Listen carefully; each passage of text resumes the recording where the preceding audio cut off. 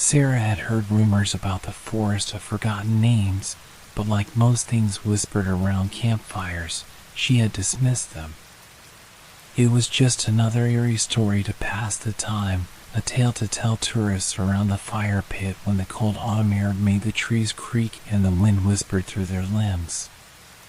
It was a place she had never thought much about until today.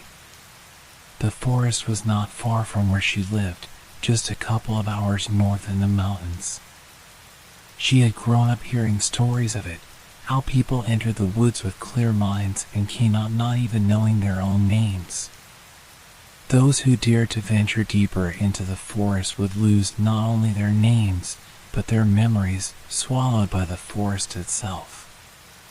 No one ever went in for long, at least no one who came out the same. Sarah, a lover of the unknown and an avid adventurer, thought she could handle it. "It's just a forest," she muttered to herself as she stood at the edge of the dark woods. The trees loomed above her, their skeletal branches like arms reaching out, and the air felt thick with something intangible, something heavy. But she was too curious to turn back now. The path ahead was narrow, the ground damp from the recent rains. With a deep breath, she stepped into the forest. As soon as she crossed the threshold, a strange shiver ran down her spine. The air felt different here, dense with something ancient. The wind, once strong and constant, seemed to whisper in the distance, but it wasn't the kind of whisper one could understand. The trees creaked and groaned as if alive, their long, twisted roots seeming to shift beneath the surface, and the air seemed to press in from all sides. Sarah pushed forward, the feeling growing stronger with every step. It was as if the forest was watching her, waiting for her to turn around and leave. But Sarah had a purpose. She had read the tales, sure, but she believed they were just that, stories. She'd find out for herself. After all, she'd been to darker places, deeper caves, and had braved worse storms. This, she thought, would be nothing more than an adventure. It wasn't long before Sarah noticed something strange. The air was still, but there was an absence of sound. No chirping of birds, no rustling of small animals through the brush. It was as if the forest had fallen silent. She paused, looking around at the stillness of the trees. The branches stretched overhead, casting long shadows across the uneven trail beneath her. The weight of the silence pressed down on her chest. She took another step forward. And then another. The path twisted and turned in unpredictable directions, like the forest itself was trying to lead her somewhere. But where? Suddenly, she felt a coldness on the back of her neck, a sensation that made her skin crawl. As if 1,000 unseen eyes were watching her every move. It was as if she had forgotten something, or maybe she realized someone. She couldn't quite place it. A name. A face. Something important. But it was slipping from her grasp, like a dream fading upon waking. She shook her head, trying to clear the thought, but the feeling lingered. Her hand trembled as she reached into her jacket pocket to pull out a map, only to find that the paper was blank. She checked the compass, but it too was spinning wildly, as though the forest itself had warped the flow of time and space. It didn't make sense. With a growing sense of unease, Sarah glanced back over her shoulder. The path she had walked seemed to have vanished, replaced by thick, twisted branches and dense underbrush. How had she gotten so deep into the forest so quickly? Her heart thudded louder in her chest. It wasn't just the map. Her memories, fleeting, insignificant things, seemed to be slipping away. She tried to remember why she had come here in the first place, but the memory was gone. There was no reason, no destination. Only the forest. Sarah's breath quickened as the sense of disorientation grew stronger. She tried to turn back, but the forest had already shifted, the trees blocking her path. The more she looked, the more everything seemed to change. The ground beneath her feet seemed to sink and rise in strange, undulating waves, making it impossible to find steady footing. The trees closed in tighter, their bark twisting and curling as if alive. She tried to call out, but her voice felt muffled, as though swallowed by the forest itself. Her head spun, and a strange dizziness overcame her, as if the very air around her had thickened into something heavier, more suffocating. "Sarah," she whispered aloud, trying to steady herself. But the name felt strange on her tongue, unfamiliar, as if she wasn't certain if it was her own anymore. The forest was changing, and so was she. Something was happening. Something was taking her. The silence returned, but this time it felt more oppressive, as though the forest was waiting for her next move. She couldn't stay here. She had to leave. She had to remember who she was. But when she tried to retrace her steps, she found that the path she had walked on was gone, replaced by a thicket of tangled roots. It felt like the trees were growing closer, blocking her every way out. The woods were closing in on her, trapping her in a maze she could not escape.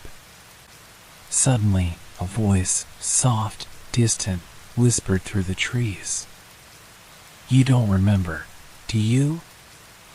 Sarah froze, her heart skipping a beat as the voice echoed through the dense underbrush, chilling her to the bone. It wasn't a voice she recognized, but it felt familiar. It whispered again, barely audible, like a memory tugging at her consciousness, just out of reach. "You don't remember, do you?" The words sent a shiver down her spine. She instinctively looked over her shoulder, expecting to see someone standing there, but there was no one. Only the endless stretch of the dark, oppressive woods. The trees stood tall and silent, their gnarled branches twisting overhead like skeletal arms. The underbrush was thick with shadows, but nothing moved. Nothing stirred. The whisper continued, persistent, a soft murmur carried by the wind. Sarah could almost feel it brushing against her ears, like fingers running through her hair. It was as if the forest itself were speaking to her. "You shouldn't have come here." She felt a sudden wave of dizziness wash over her, her thoughts scattering. Her hand gripped a nearby tree for support, her fingers trembling. She didn't remember how long she'd been walking, an hour? 2. She couldn't tell. Time had lost its meaning in this strange, unnerving place. Every step seemed to pull her deeper into something that felt like a trap, something that she couldn't escape, no matter how hard she tried. The air around her felt thick, suffocating, pressing on her. Her mind raced, but it felt distant, like a fog clouding her thoughts. Who was she? What had brought her here? Wasn't there something important she needed to remember? The whispering voice returned, low and haunting. "Your name is slipping away." Her pulse quickened. Her name, was fading. She could feel it, the weight of it, but it was slipping through her fingers, like trying to hold onto smoke. Sarah. Yes, that was her name. She was Sarah. But she couldn't quite grasp it. She shook her head violently, trying to clear the fog from her mind. No. She couldn't lose herself here. Not in this forest. Not now. She was stronger than this. But the forest didn't want her to remember. It didn't want her to leave. The shadows stretched longer with every passing second, and she felt them closing in. She wasn't alone anymore. She could feel the presence of something just beyond her reach, watching her, waiting for her to forget completely. Sarah stumbled forward, her breath shallow and quick as she tried to retrace her steps. But the more she moved, the more disoriented she became. The trees, the ground, the sky, everything around her began to blur, to warp. The forest seemed to shift with every step, the familiar path dissolving and reappearing in a different form, as though the land itself were twisting and bending in response to her confusion. She felt the urge to call out, but the words died in her throat. The silence swallowed her voice, leaving her alone with her thoughts and the unnerving whispers that seemed to rise from the very earth beneath her feet. The ground was uneven, the dirt soft beneath her shoes as though the forest were swallowing her whole. Her legs trembled with every step. She could feel the pull of the earth beneath her, tugging her deeper into its grasp. The trees were closing in now, their branches scratching at her skin as if they were trying to pull her into the darkness. She quickened her pace, but the forest only seemed to stretch further, each corner leading her deeper into a maze that made no sense. It was as though the world had turned upside down, and she was lost in the depths of something vast, something endless. She looked around desperately, but there was no sign of the way out. No sign of the trail that had once been visible. Every direction she looked, the trees grew denser, their trunks twisted and knotted, their leaves thick with the weight of centuries.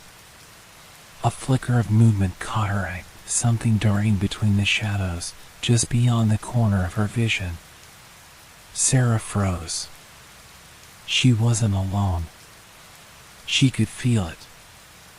The air was thick with something invisible, a presence that wasn't human. She called out, her voice shaking, "Is someone there?" But the forest answered only with silence.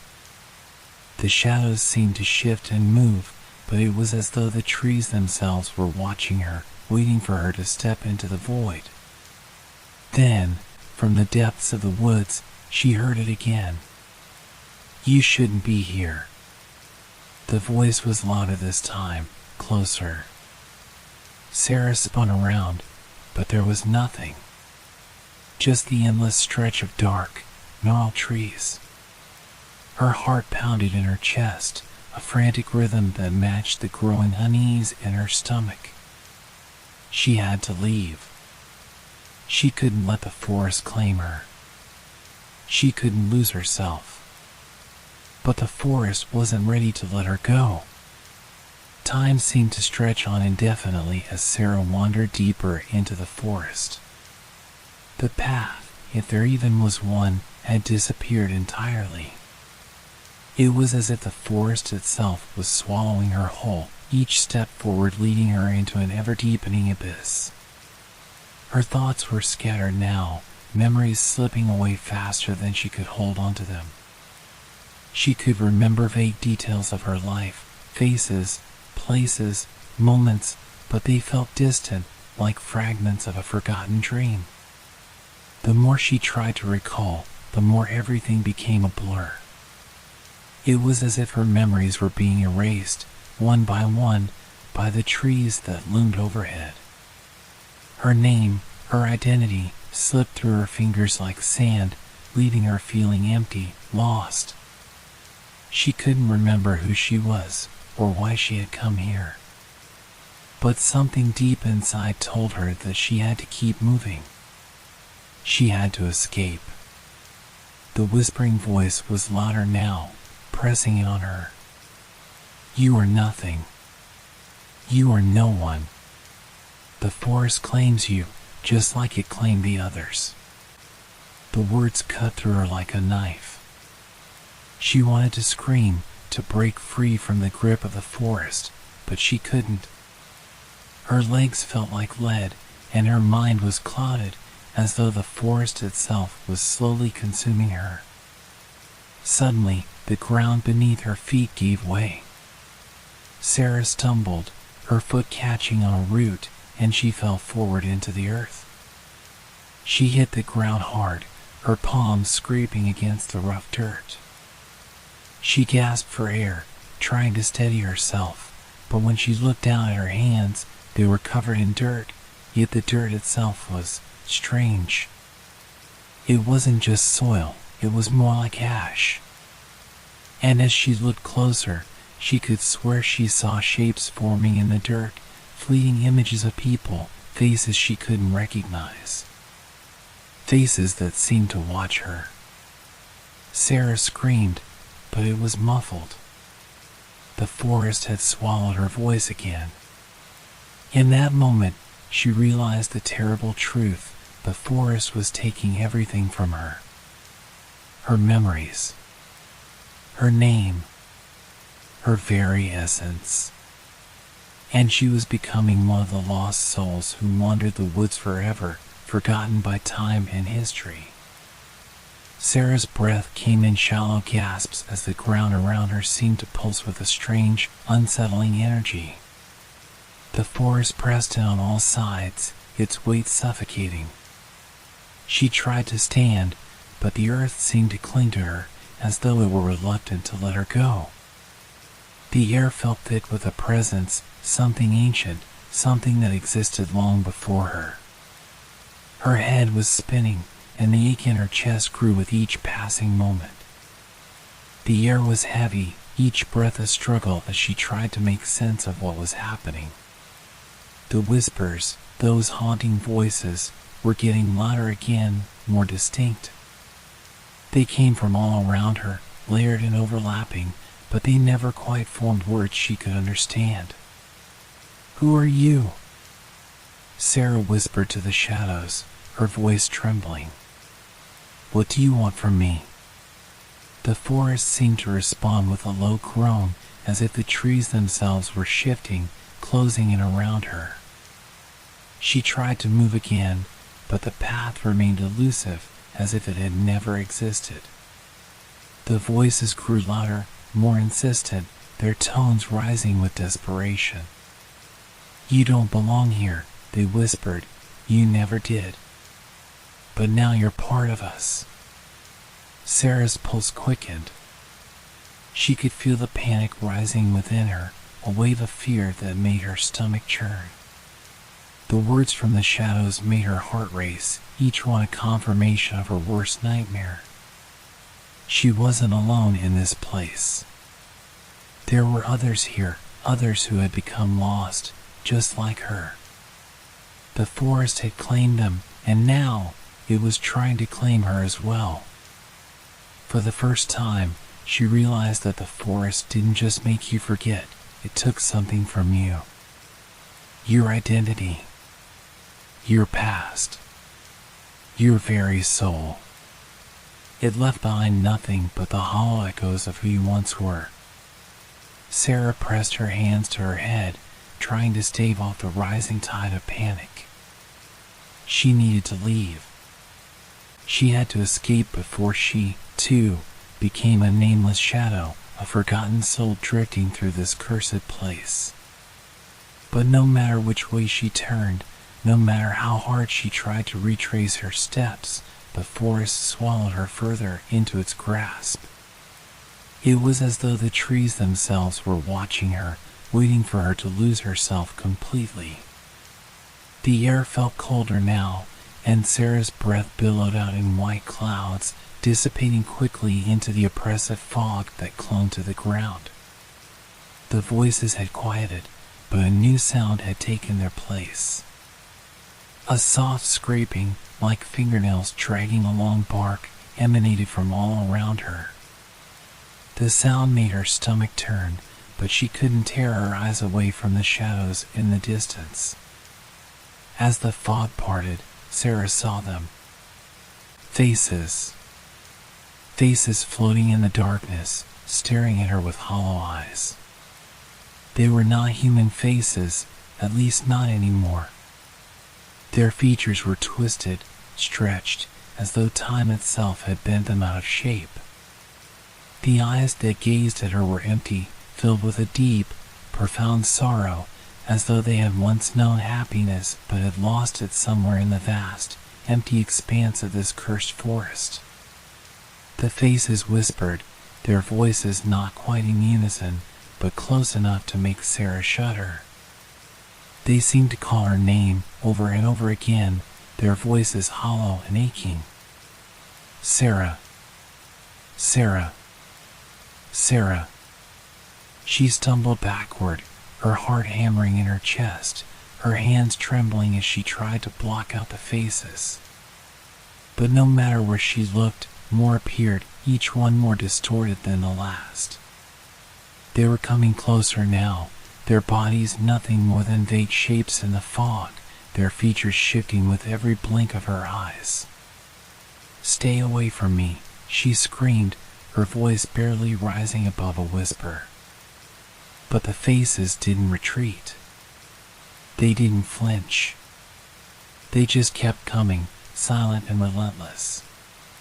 The trees seemed to lean in closer, their branches bending toward her, as if they, too, were drawn to the faces. The air grew heavier, the fog thickening until it seemed to swallow everything around her.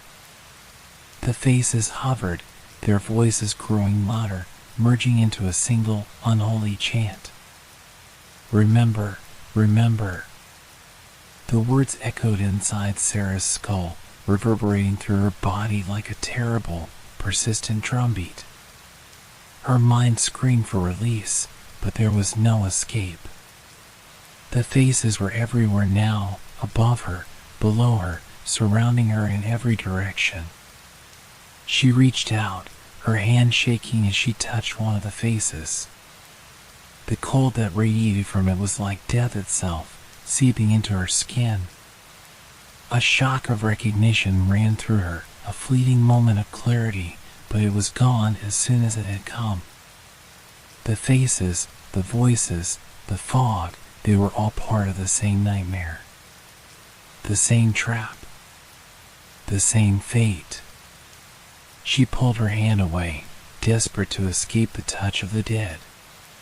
But there was no place to go. The fog was closing in around her, and the faces were pressing in closer, their hollow eyes now filled with something worse than sorrow, something darker. Something hungry. The fog grew thicker, and the trees began to sway violently, as if the very earth was moving beneath her. Sarah staggered forward, her legs weak, her chest tight with fear. Her mind felt fuzzy, distant, as if she were floating above her own body, detached from everything. She could still hear the faces whispering her name, the voices a constant buzz in the background, but they were becoming harder and harder to focus on. Her memories, the few she still had, seemed to be slipping further away. Each step she took, the past grew fuzzier, as if it were being erased, one piece at a time. She couldn't remember her life before the forest. She couldn't remember why she was here. Who had she been? What had brought her to this place? The faces around her began to change, their features now contorting in ways that were impossible to ignore. They twisted and shifted, stretching into grotesque, inhuman shapes until they no longer looked like faces at all, just empty, formless voids, dark pits of nothingness. The chanting stopped, and a terrible silence descended. Then, without warning, the faces exploded into a cloud of shadowy tendrils, swirling around her, engulfing her in a suffocating darkness. Her chest tightened. She gasped for air, but it felt like the very atmosphere had thickened, choking her from the inside. It was too late. The forest had won. She had lost.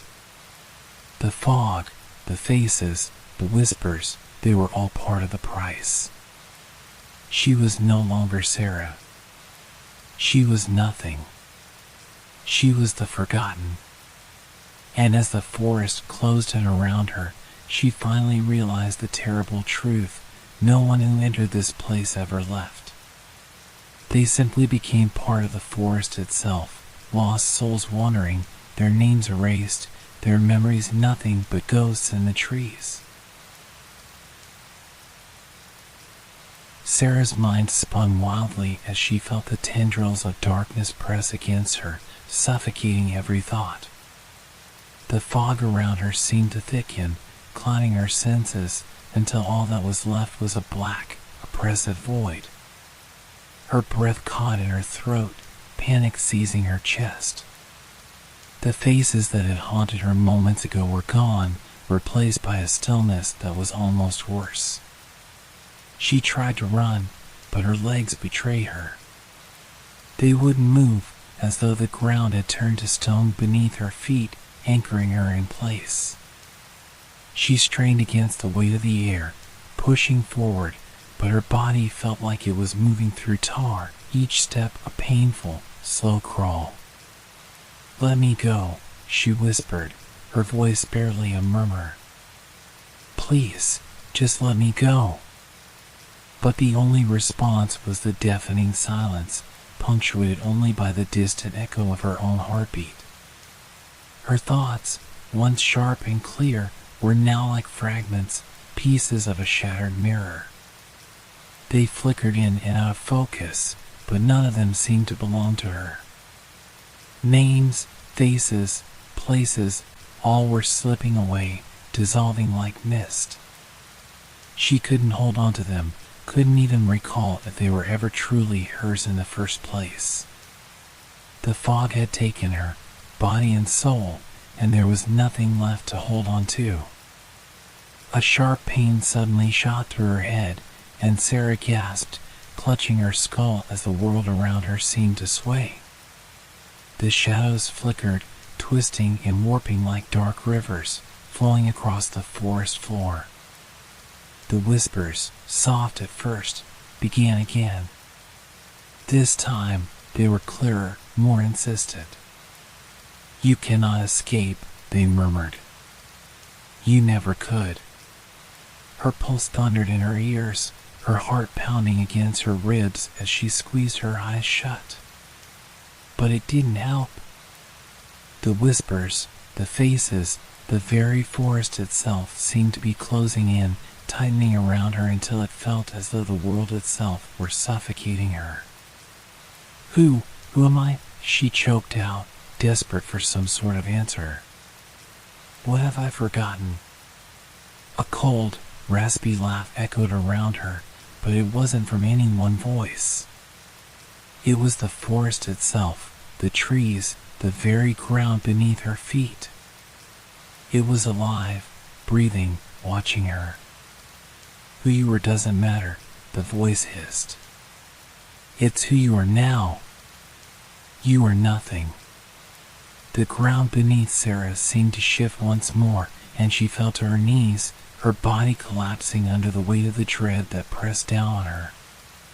She reached out, her fingers grazing the rough bark of a nearby tree, but when she looked up, the tree had changed. Its branches twisted in unnatural directions, reaching out to her with skeletal fingers. The forest had morphed, as though it was no longer the place she had wandered into hours ago, but something entirely different. Something older. Something more terrifying. The faces returned, but this time they weren't just floating in the fog. They were in the trees, on the ground, in the very air around her. They were everywhere, staring at her, their hollow eyes full of accusations. They were not just faces. They were memories, her memories. Or, at least, memories of something that had once been hers. She stood shakily, the weight of their gaze unbearable. The forest seemed to stretch on forever, but no matter which way she turned, she saw only more trees, more faces, more whispers. "You're lost," the voices whispered in unison, their words biting. "You always were. This place takes everything. Your name, your life, your soul." "No," Sarah shook her head, tears welling in her eyes. I can't remember who I am." A single tear fell, the salt stinging her cheeks as the faces of the trees seemed to leer at her, grinning with an unholy malice. The words of the forest grew louder, filling her head with the suffocating pressure of 1,000 voices, each one demanding that she forget. Forget herself. Forget everything. Who you were is irrelevant. "You've forgotten," they chanted. "You belong to the forest now." She could feel herself slipping, her grip on reality becoming weaker by the second. Her thoughts scattered like dry leaves in the wind. The faces, the trees, the whispers, they were becoming a part of her. A part of her history that she could no longer separate from her own soul. The forest was eating her alive, piece by piece, and she was powerless to stop it. Sarah's knees buckled, and she collapsed onto the cold, damp ground. She could feel the weight of the forest pressing down on her chest, squeezing the breath from her lungs. Her mind was spinning, the world around her spinning faster and faster until everything blurred into an indistinct haze. She couldn't tell if the screams she heard were her own or the voices of the forest, of the lost souls that had once wandered in, just like her, never to return. But as the fog seemed to close in tighter, she felt a shift, an unnatural stillness washed over her, and the whispers began to fade. The world around her stilled, leaving only the sound of her erratic breathing. And then, she heard it. A single, sharp snap, like the crack of a twig beneath heavy boots. She looked up, and for the first time, the forest was silent. The faces, the whispers, they were gone. In their place stood something far worse. A figure. Tall, shrouded in darkness, with glowing eyes that seemed to pierce through her very soul. It stepped forward, its long, gaunt limbs moving in a fluid, unsettling motion. It was human in shape, but nothing about it was human. It felt wrong. It felt ancient, like a presence that had been waiting in the depths of the forest for eons. "Who are you?" Sarah whispered, her voice hoarse from the terror that had been choking her. The figure didn't answer. Instead, it reached out with long, thin fingers, and Sarah could feel the air shift with its movement. The figure's fingers hovered just inches above her skin, and in that moment, everything changed. The faces, the whispers, began again, louder this time, more insistent. The forest seemed to shift and breathe as the figure loomed over her. The shadow stretched long and dark, swallowing the forest whole. But Sarah didn't scream. She didn't run. She didn't fight. She had forgotten how. The figure leaned in close, its breath cold against her skin. Its voice, low and terrible, rattled in her bones. "You are mine," it whispered. "You were always meant to be mine." And as the darkness took her, Sarah finally understood. The forest never forgets. It never lets go. Story 2. The storm was a brutal one, a late autumn gust that seemed to shake the trees with an almost unnatural fury. It raged outside as Julia sat, mindlessly flipping through the worn pages of a book she'd read 100 times. The small, creaky house was dark, only the pale light from the fireplace dancing on the walls. That's when she heard the knock. At first, Julia thought it was the wind, another gust blowing against the old wood of the house. But no, this was a distinct sound, the kind that couldn't be ignored. A knock, followed by another, louder, more insistent. Who could that be? She muttered to herself, setting the book aside and crossing the room. The hallway felt unusually cold as she approached the door. She opened it cautiously. Standing on the porch was a man she didn't recognize, a delivery man of sorts. He was holding a large box, wrapped in brown paper, its edges frayed from the journey. "For Julia Weston?" he asked, his voice muffled by the rain. Julia nodded, feeling a bit confused. She hadn't ordered anything, and there was no note attached to the package. The man handed it to her, gave a curt nod, and walked off into the night, vanishing into the fog. Closing the door, she turned the box over in her hands. It was heavy, the weight of it surprising. No return address, no sender's name. She took a deep breath and untied the string that bound it, peeling back the paper to reveal an antique doll. It was small, crafted with delicate porcelain, its hair made of fine, golden threads. The dress was a faded lavender, intricate lace sewn carefully along its seams. The doll's face was unsettling, beautiful, yet hollow, with eyes that seemed too alive. She could feel the weight of its gaze on her as she stared at it.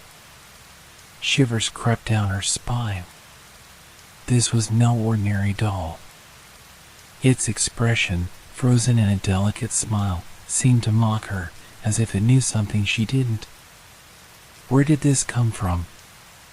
Julia whispered to herself, setting the doll down on the table. She noticed it immediately, the faintest trace of moisture on its cheek. It was later that night, after Julia had gone to bed, that the doll's true nature began to reveal itself. She had settled under the thick blankets, her eyes fluttering shut, when a sound reached her, a soft, almost imperceptible noise. At first, she thought it was a trick of the wind, but then it grew clearer, more distinct. Crying. A low, mournful sobbing, like the faint sound of a child weeping in the distance. Julia's heart raced as she sat up in bed, confused and a little scared. She turned on the lamp, casting long shadows across the room, and looked around. The house was eerily quiet. The wind still howled outside, but that sound, something deeper, more intimate, was coming from somewhere within the house. She got out of bed, her bare feet touching the cold wooden floor. She hesitated only for a moment before she walked toward the source of the noise, the table where the doll had been placed. As she drew closer, her blood ran cold. The doll's face was streaked with tears. Real tears. Dark, liquid drops, tracing down its porcelain cheeks. Its eyes, those damn eyes, seemed to look right at her, watching, knowing, as if it had been waiting for her to see it. Julia reached out a trembling hand and wiped the tears away, but as soon as she did, the doll's eyes seemed to glisten again as fresh tears began to fall. Her heart pounded in her chest. She couldn't explain it. Couldn't make sense of what was happening. A porcelain doll crying real tears. The idea itself felt absurd, but the sight of it, the wetness on its face, the strange energy in the air, left her frozen. Who would do this? She whispered, her voice barely audible. Who would send me this? But no answer came. The tears kept falling. Sleep didn't come easy that night. Julia lay awake in bed, listening to the wind outside, but her mind kept drifting back to the doll. The sound of those sobs. The eyes. She couldn't shake the feeling that something was terribly wrong. Around 3 a.m., she got up again. The silence in the house was oppressive. The doll was still on the table, its tiny form illuminated by the weak light of the bedside lamp.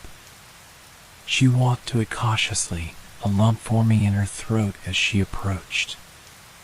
To her horror, the doll was no longer facing forward. Its head had turned slightly, its gaze locked on her. Julia gasped, stepping back. She knew she hadn't moved it. She had left it in the same position. The room felt colder. The crying had stopped, but the unease lingered. Julia couldn't stand it any longer. She grabbed the doll, preparing to put it away, to hide it out of sight. But as her fingers wrapped around the cold porcelain, she froze. The tears returned, quicker this time, like a flood. The doll's face seemed to twitch slightly, as if it were coming to life. The tears soaked into Julia's hand. She jerked her arm back, dropping the doll onto the floor. The crying didn't stop. She stood there for a long moment, staring down at the doll. Was it her mind playing tricks? Was she imagining it? Or was the doll real?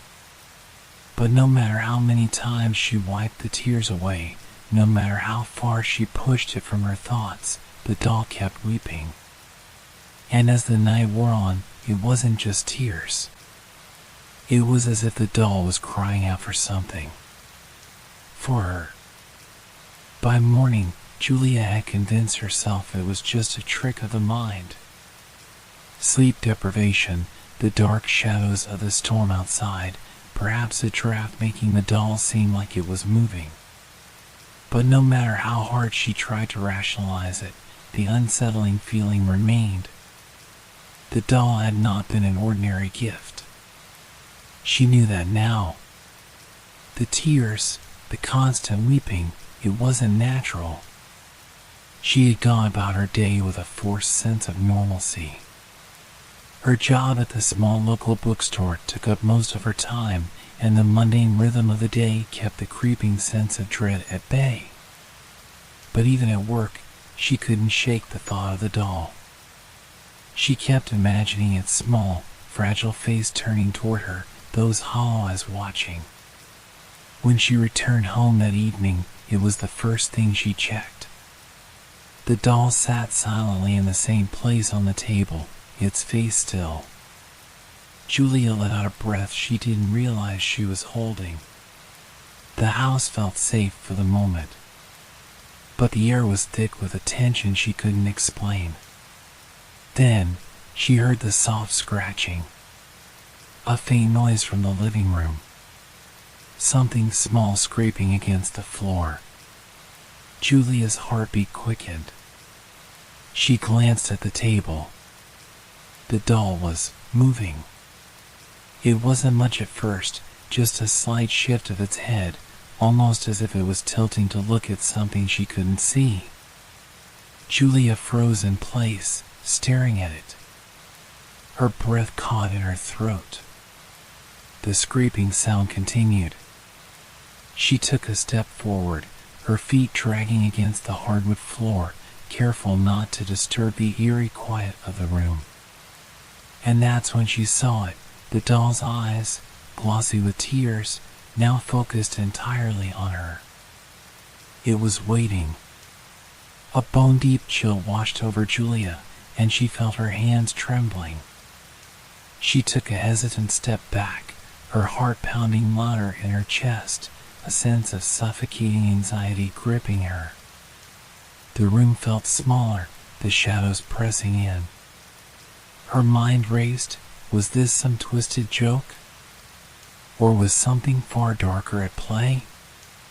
She reached out, slowly, her hand trembling as she closed the distance between her and the doll.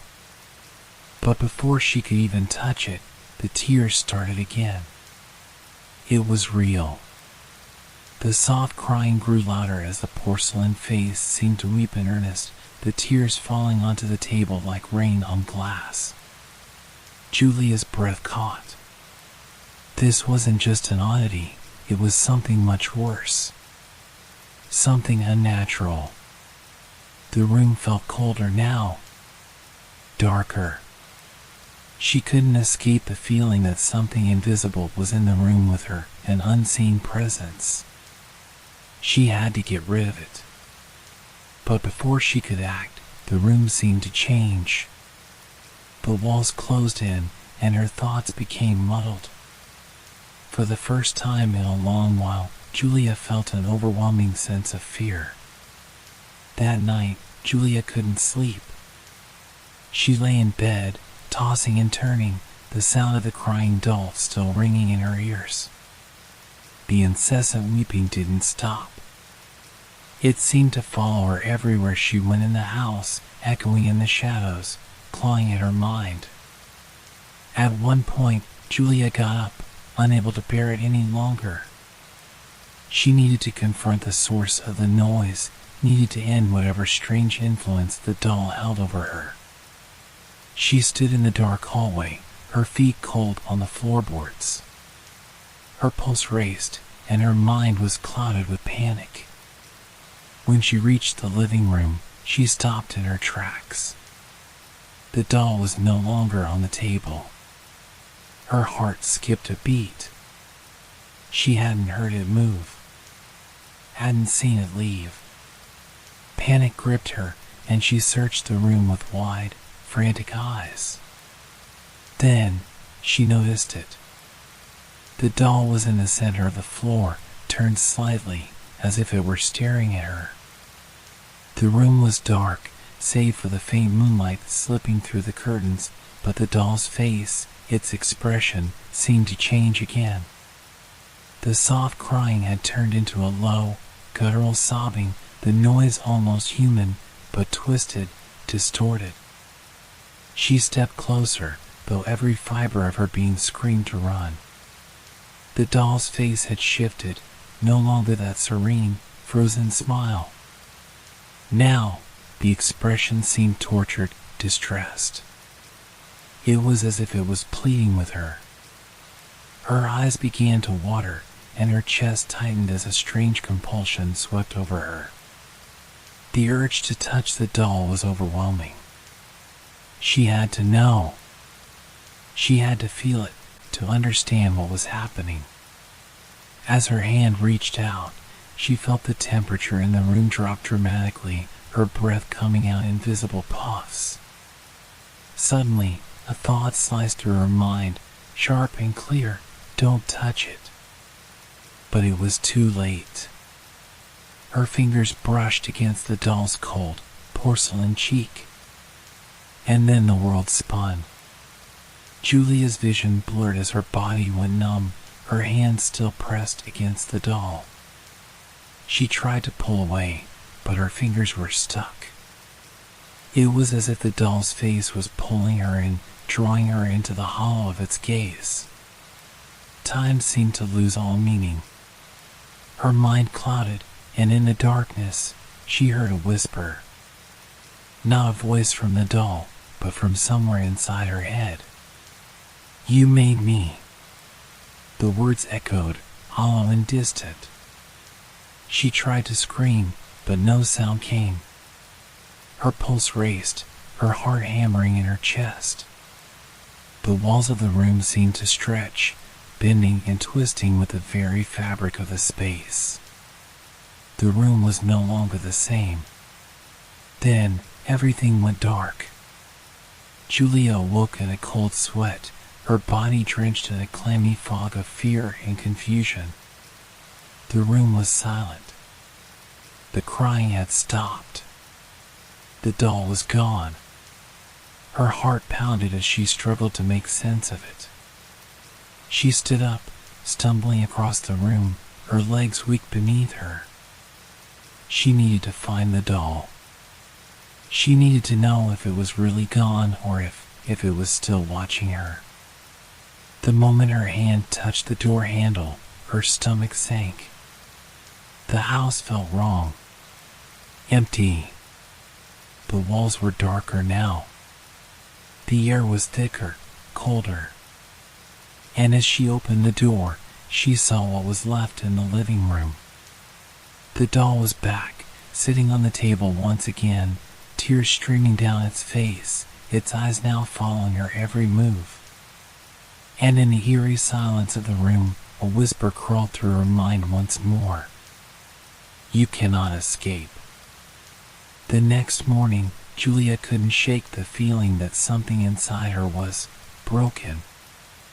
As if the pieces of her reality were slowly starting to fall apart. The doll had returned to its place on the table, but the terror it caused lingered. It was the expression that haunted her the most. It wasn't just sorrow. It wasn't just a silent cry for attention. It was hunger. Hunger that gnawed at the edges of her mind. The doll wasn't just crying, it was pleading, pulling her deeper into its world. Julia tried to convince herself that she was simply losing her grip on reality, that she was imagining things. But every time she looked at the doll, her mind spiraled further. She saw it twitching at the corner of her vision. A subtle shift, almost imperceptible, but there. Her paranoia grew. The air seemed thicker around the doll, suffocating her, pressing against her chest until she could barely breathe. She tried to leave the house, tried to run. The daylight felt different somehow. The streets were too quiet, the sound of her footsteps echoing unnervingly. Every person she passed seemed to avoid looking at her, like they knew something she didn't. And that whisper, that voice. The one that filled her mind whenever she looked at the doll. It kept whispering in the silence, you can't escape. Julia didn't realize how much time had passed when she reached her doorstep. She found herself standing there, trembling, with no recollection of how she'd gotten there. Her hands were shaking, her mind clouded with a fog of dread. I need to leave, she said aloud, but her voice sounded distant. She wasn't sure if she meant the house, or the town, or even the world itself. She was trapped in something she couldn't understand. The doll, she knew, was waiting for her. It had been a week since Julia had started noticing the changes. And the doll was no longer just a toy. It was a presence, an entity that was slowly consuming her. It had started innocently enough, her curiosity piqued by the strange doll crying in the night. But now it was as if the doll was alive. Every time she went to sleep, it felt as though something was tugging at her subconscious, pulling her deeper into the doll's world. Her thoughts weren't her own. Her body wasn't her own. The tears never stopped. And the doll's gaze never wavered. Each day was a struggle to remember what had come before. Was it the doll that had shifted her perception? Or had she always been this fragile? Every memory felt distant, like it had been erased, wiped away by something darker than herself. There were moments when she couldn't even remember the sound of her own voice, moments when she felt like she was losing time, losing herself. One night, she went to bed with the tears of the doll still echoing in her ears. The whispers would not stop. And then, somewhere in the deep, haunting quiet, she realized something that made her blood run cold. The voice, the one that had been whispering in her mind, had changed. It was no longer just a whisper. It was louder now, coming from everywhere. The walls were filled with it. The floor. The ceiling. You belong to me now, Julia. I made you. I am part of you. She gasped. The room felt wrong, too cold, too empty. The shadows cast by the doll stretched longer, more contorted. Her heart was racing as she leaped out of bed. She turned on the lights, but the shadows didn't recede. They twisted, darkened, stretched into unnatural shapes. She stared at the doll as its crying grew louder. The tears were spilling over, flooding the table, the floor, the room. Her own sobs mixed with the doll's, as if they were one. No. No, it can't be happening. She knew now she was losing herself. The doll was feeding on her. Feeding on her sanity, on her soul, on her very essence. The more she resisted, the more it gained. It had already taken everything she had, her thoughts, her memories, her will to fight. Julia ran to the doll. She couldn't stop herself. She reached for it, desperate to silence it, desperate to do something, anything, to end the torment. But the moment her fingers brushed the porcelain face, something shifted. The room felt as though it was spinning, the air thickening like fog. Her vision blurred. And then, silence. The crying stopped. The weeping ceased. Julia froze. She couldn't feel her fingers anymore. She couldn't feel her legs.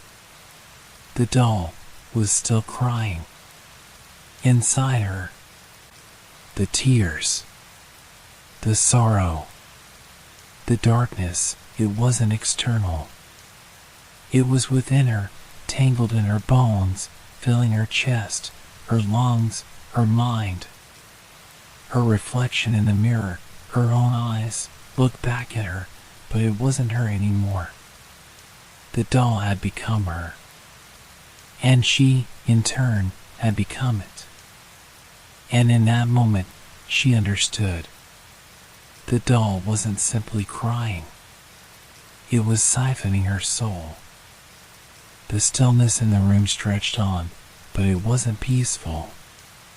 It was suffocating. The doll's eyes, now wide open, locked onto Julia, its tears no longer flowing in waves but dripping, as if feeding off the air itself, consuming the space around it. She could still hear its weeping, but it wasn't from the doll itself. It was in her mind now. The tears were hers.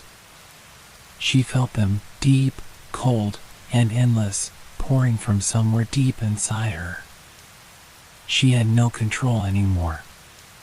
The girl in the reflection was no longer her own, but the doll, too, was gone.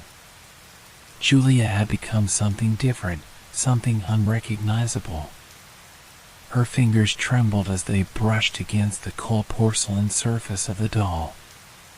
She gasped, feeling an alien sensation crawling through her body, as if 1,000 fingers were tugging at her consciousness, ripping it apart. She no longer knew where she ended and the doll began. She was bound to it, tied into its tears, trapped within its dark, unyielding grip. How had it come to this? She had gone to bed a woman, but now she felt as though she were fading, slipping into something darker than human. A puppet for the doll, its tears were now hers, its sorrow feeding on her essence.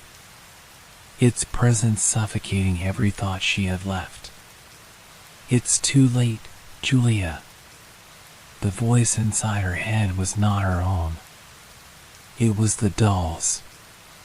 It was part of her now, buried beneath the folds of her mind. It had been whispering, taunting, pulling at her since the very first night. She had only been a visitor in this realm, but now she was part of the fabric, its threads woven into her skin, her soul. The tears had stopped pouring from the doll's eyes, but they hadn't stopped inside her. She could feel them on the edges of her consciousness, threatening to drown her, filling the space where thoughts once lived, where memories used to be. Her heart pounded in her chest, the room spinning as she stumbled backward. She reached out blindly, grabbing at the walls for stability. But it was too much. She was losing herself. Every shred of reality was slipping through her fingers, and she could feel the weight of the doll's gaze pressing against her. Julia collapsed onto the floor, her chest heaving, her breath shallow. Her fingers dug into the carpet, the fibers biting into her skin as though the world was fighting to pull her back into something she couldn't escape. Something cold. Something dark. The world felt like it was splitting open, revealing an abyss that threatened to swallow her whole. The shadows of the room stretched further than they should have, and the doll's gaze seemed to expand, swallowing the light, the air, and even time itself. She lifted her head, her eyes still locked on the porcelain face of the doll. The silence was so heavy, it was almost suffocating. But then, for the first time since she had set eyes on the doll, the crying stopped. No more weeping. No more tears. Julia breathed in, the air thick with an unnatural stillness. The doll's face remained eerily calm, its eyes staring straight through her. But the longer she stared, the more it became clear the doll was smiling. She recoiled, her pulse quickening. It wasn't just a smile. It was something far darker. The expression was twisted, grotesque, the corners of the porcelain mouth pulled back into a grin that seemed too wide, too forced. The doll was alive, and it was pleased. Julia's breath caught in her throat. She felt the weight of the horror settle on her, squeezing the breath from her lungs. The thing in the doll, the thing that had latched onto her, was no longer pretending. It had consumed her. And now, it was ready to move on to the next. You never had a choice, Julia. The words were clear in her mind. She wasn't hearing them, she was feeling them. The doll's voice echoed inside her skull, filling every inch of her consciousness. She realized, with growing horror, that she wasn't the only one in this room anymore. She never had been.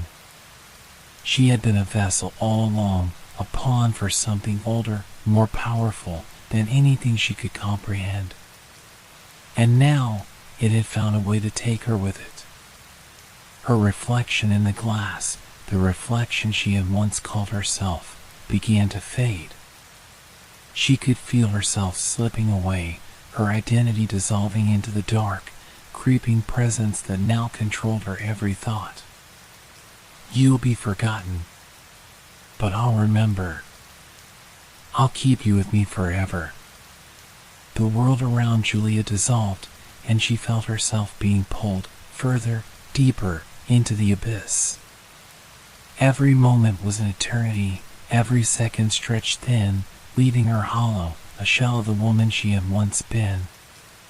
And then, in the final act of terror, she heard a sound she had feared. A single, final tear fell from the doll's eye. As the tear hit the floor, the world collapsed, and Julia was gone. The doll, no longer just a doll, was left in the middle of the room, silently weeping. Its eyes, empty and hollow, glowed faintly in the dark. And somewhere, in the shadows, Julia's name was fading. Her existence was becoming a whisper, a memory, nothing more than a shadow on the edge of time. The crying doll was the only thing left. And it would wait. Story 3. It was supposed to be the fresh start she needed. Lena sat cross-legged in the middle of her new apartment, surrounded by cardboard boxes, unpacked books, and the smell of fresh paint. The floors creaked under her weight as she glanced around the room, the light from the single lamp casting long shadows on the walls. A small, yet charming unit in an older building, it was everything she had hoped for: quiet, affordable, and tucked away from the noise of the city. Her eyes moved lazily across the room, taking in the familiar scene: the beige couch she'd picked out just a week ago, the mismatched chairs she found at a thrift store, and the small dining table by the window. It felt comfortable, safe, but something was missing. A sense of peace, of belonging. She hadn't found that yet. The apartment was small, but spacious enough for one. It was a one-bedroom, one-bathroom setup with a modest kitchen and a tiny balcony that overlooked a street lined with trees. The rent was cheap, which was part of the reason Lena had signed the lease so quickly. The landlord had mentioned that it was a newly renovated space, and the building had been around for decades. That history intrigued her, even though she had no idea what kind of past this place held. Lena stood up, stretching, deciding to start with the kitchen. She would need to unpack at least a few things if she planned on making dinner tonight. The apartment felt strange, though, as if it was just a little too quiet, like it was holding its breath. But she shrugged off the thought as the kind of superstition she didn't believe in. After all, what harm could there be in a quiet, empty apartment? As she made her way to the kitchen, she passed by the hallway that led to the bathroom and bedroom. The hallway was narrow but functional. At the far end, where the dim light barely reached, she noticed something odd, an indentation in the wall that hadn't been there before. It wasn't much, just a slight outcrop, but something about it caught her attention. It almost looked like a door frame, but there was no door, no handle. Just a blank stretch of wall. Lena stood still, staring at the space. There was something unsettling about it, as if the wall itself were watching her. She moved closer, frowning, but the light flickered, casting an eerie shadow on the wall. The longer she stared, the more disoriented she became. The indentation wasn't there when she first arrived, was it? The apartment had been empty for months, she was sure of it. She shook her head, dismissing the thought as exhaustion. She had spent hours packing and moving. A door she didn't notice? It must have just been the way the shadows played. Still, her hand hovered near the wall, as if waiting for something to happen. With a deep breath, Lena turned back toward the kitchen, though the unsettling feeling lingered. Something about the apartment felt wrong. She couldn't place it, but she would shake the feeling off, she told herself. She had been through worse. After all, what harm could there be in an old apartment? The next few days passed in a blur of unpacking and settling into the new place. Lena made a point of avoiding the hallway and the strange indentation, pushing the thought out of her mind entirely. But every time she walked past it, she couldn't shake the sensation of something staring at her from beyond the blank wall. Her routine began to fall into place. She worked from home most days, and when she wasn't at her desk, she tried to enjoy the little things: long baths in the newly renovated bathroom, quiet evenings reading on the couch, and occasional walks around the neighborhood. But no matter how much time passed, that peculiar spot in the hallway remained. It was always there, watching, lurking. Then, on the fifth night, something strange happened. It was just past midnight when Lena, unable to sleep, wandered into the living room to read. She hadn't meant to, but her eyes were drawn again to the hallway. It was as if the wall was calling her, urging her to look closer. She stood up slowly, careful not to make a sound. The apartment was deathly quiet, as it always was at night, but tonight the silence felt oppressive. Like it was pressing on her, urging her to do something. As she approached the hallway, the faintest outline appeared. The door. There was no mistake about it now. The indentation had changed. The faint outline was unmistakable. There was a door now, one that hadn't been there before. Her breath hitched. It wasn't her imagination. It wasn't a trick of the light. The door was there, and it had an old, brass handle that gleamed faintly in the dim light. Lena stepped closer, trembling. The cold air coming from the doorway seemed to grow thicker, like the very air was shifting, becoming something else. She could feel it now, the presence of something watching her. Something behind the door, something that wasn't right. But the strangest thing of all? The keyhole was missing. There was no key, no way to open the door. But it was there, real and solid. A door that shouldn't exist. Lena stood frozen, her mind racing.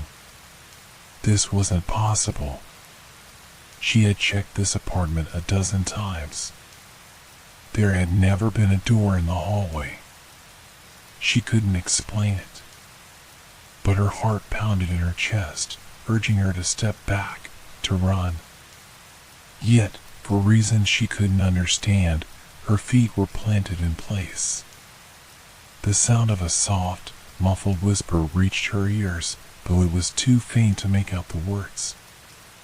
It was a voice, but not one she recognized. A voice that wasn't meant for her. Lena tried to calm herself, stepping back from the door, but her feet felt as though they were stuck in quicksand. Her heart pounded as the whispering continued, growing louder, closer. She could feel it now, pressing against her chest, suffocating her thoughts. The door was pulling at her, calling to her, and the fear, deep and ancient, seeped into her bones. With trembling hands, Lena reached out to touch the doorframe, but the moment her fingers made contact, a surge of cold rushed through her. She gasped, pulling her hand back. The cold wasn't just physical. It was something deeper, something that chilled her very soul. She stumbled back into the living room, her breathing shallow, her mind racing. What was this? What was happening? She had to get out, but something inside her warned that if she left, the door would follow her. No matter where she went. Panic swelled within her.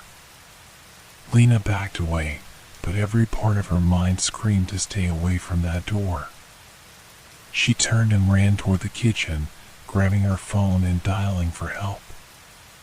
But before the call could connect, the lights flickered once again, and the soft whispering returned. This time, she could almost make out the words. Lena. She froze. The voice was familiar, too familiar. But no! She had never heard it before. It was too close. She slammed the phone down, but the whispering continued, growing louder. Every wall seemed to close in around her, the apartment shifting, changing. And in the distance, she could hear the door creaking open. Lena couldn't breathe. The air had thickened, and the temperature in the room had dropped several degrees. Her hands shook as she clutched the edge of the kitchen counter, her pulse hammering in her ears. The whispering voice that had once been faint now seemed to reverberate inside her skull, echoing with maddening clarity. Lena. It called her name again. This time, the voice was no longer a distant murmur, it was intimate, as if it knew her, as if it was coming from right behind her. She looked around, but there was nothing. The kitchen, with its mismatched furniture and empty coffee mugs, was eerily still. The door. It hadn't been there when she first moved in. It couldn't have been. Yet here it was, in the hallway just beyond her, a solid, immovable presence that seemed to pull at the edges of her sanity. The door. The one no one else seemed to see. The one she knew should not exist. She stood frozen, staring at the hallway as the whispering continued. She didn't dare move. The air felt wrong, thick and oppressive, as though it was folding in on itself. A part of her, the rational part, screamed at her to turn around, to run, but her legs wouldn't obey. Her feet were glued to the floor, and her mind was paralyzed by a chilling sense of inevitability. Then, with a sound like a deep, guttural groan, the door creaked open, slowly, agonizingly so, revealing nothing but blackness beyond the threshold. Lena's breath hitched in her chest. She had to go. She couldn't stay here. The instinct to flee surged in her, and she finally moved, her feet carrying her toward the front door. But the closer she got to it, the heavier her steps felt. It was as if the very air inside her apartment had grown sticky, as if the walls themselves were trying to hold her captive. She reached for the door handle, her hand trembling, but before she could grasp it, a sudden weight pressed against her chest, an invisible force that seemed to settle deep inside her ribcage, pushing her back. Lena staggered backward, gasping for air. What was happening? Her heart raced, her pulse pounding in her ears as the room around her began to shift. It was as if the space itself had warped, stretching and contracting, the walls closing in on her. The door, the one that had no right to exist, was wide open now, and the whispering voice that had once been a faint murmur was now a deafening cacophony of words. "Lena, come closer." It beckoned her, a low, honeyed whisper that filled her mind with a dark, irresistible pull. She wanted to scream, to break free, but the air itself seemed to swallow her voice. Her eyes locked onto the doorway. The shadows beyond it seemed to pulse, alive with a terrible presence. The darkness beyond the threshold was a blackness deeper than anything she had ever seen. It was void, a consuming emptiness that reached out, like a hand, pulling at her from the other side. And then, something stepped into the doorway. The figure that appeared in the doorway wasn't quite human. It was barely a silhouette, a shadow clothed in shadow, its features indistinct, but Lena could feel its presence, like a weight, pressing on her chest, constricting her every breath. It was there, standing in the doorway, and yet it wasn't. It flickered in and out of existence, the edges of its form blurring and shifting, as though it were made of the same darkness that filled the room. For a moment, Lena thought she saw eyes, two dark, hollow pits that stared at her with a coldness that sent chills running down her spine. The figure didn't move. It just stood there, watching her, its presence growing stronger with each passing second. Lena's legs felt like lead, and her heart slammed against her chest with such force that she was sure it would burst. Her mouth felt dry, her body shaking, but her feet wouldn't move. She couldn't look away from the figure. "Lena," the voice again, more forceful this time. The darkness in the room seemed to thicken as the voice reverberated through her mind, sending a wave of nausea crashing over her. What was it? Who was it?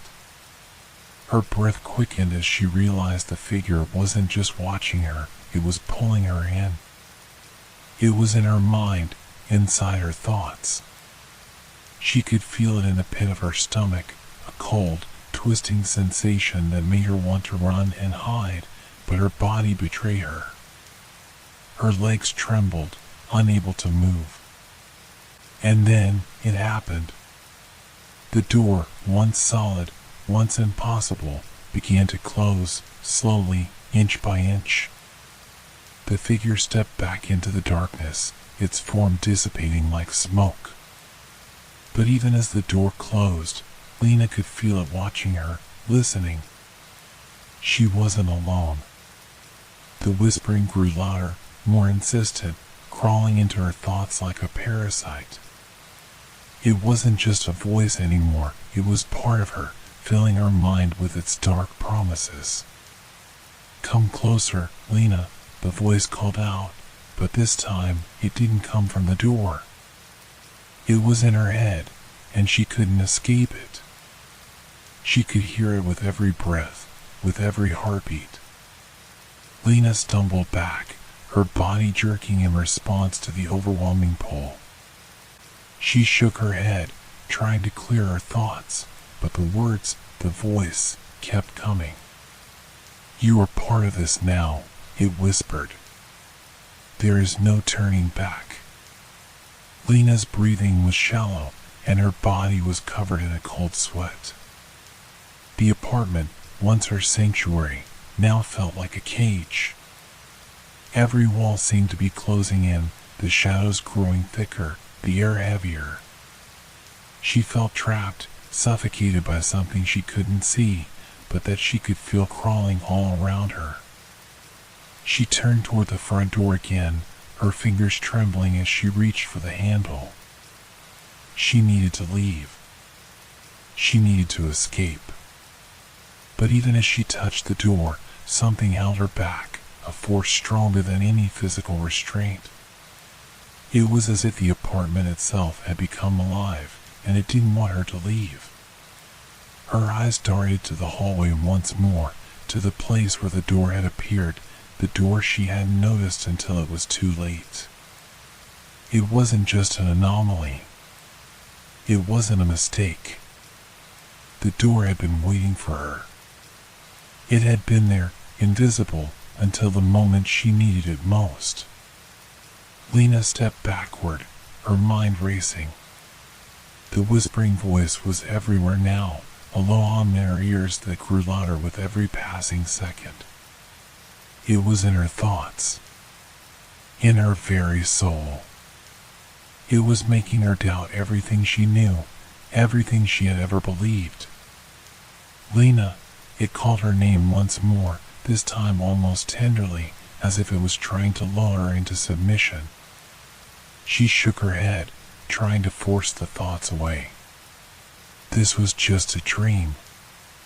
A nightmare. This wasn't real. She could wake up from this. She had to. But no matter how hard she tried, the voice remained. The door remained. The presence remained. And then it spoke again. The words sent a chill through her spine. "You belong to me now." And in that moment, Lena realized with cold clarity that she had never been in control. The door had always been there. The darkness had always been waiting. And now, she was part of it. Lena couldn't shake the feeling that something was wrong, and it wasn't just the voice that haunted her thoughts. The apartment felt increasingly alien to her, as though it had transformed into something unrecognizable. Each step she took seemed to reverberate in the empty space, the walls closing in on her, pressing against her with invisible hands. She tried to shake off the overwhelming sense of dread gnawing at her, but it was impossible. She needed to leave. Her eyes flickered back toward the hallway, where the door, no longer invisible, was now wide open. The faint, unnatural light that leaked from the doorway made the surrounding shadows dance in eerie patterns. There was something beyond that door, something far worse than she had ever imagined. But what choice did she have? Could she run? The door, this entity, had already claimed her.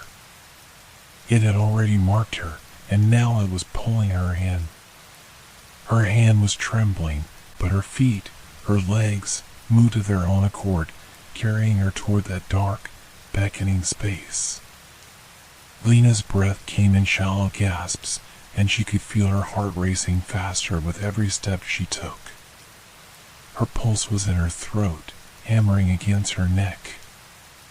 It was like a physical weight pressing down on her chest, making it harder to breathe, harder to think.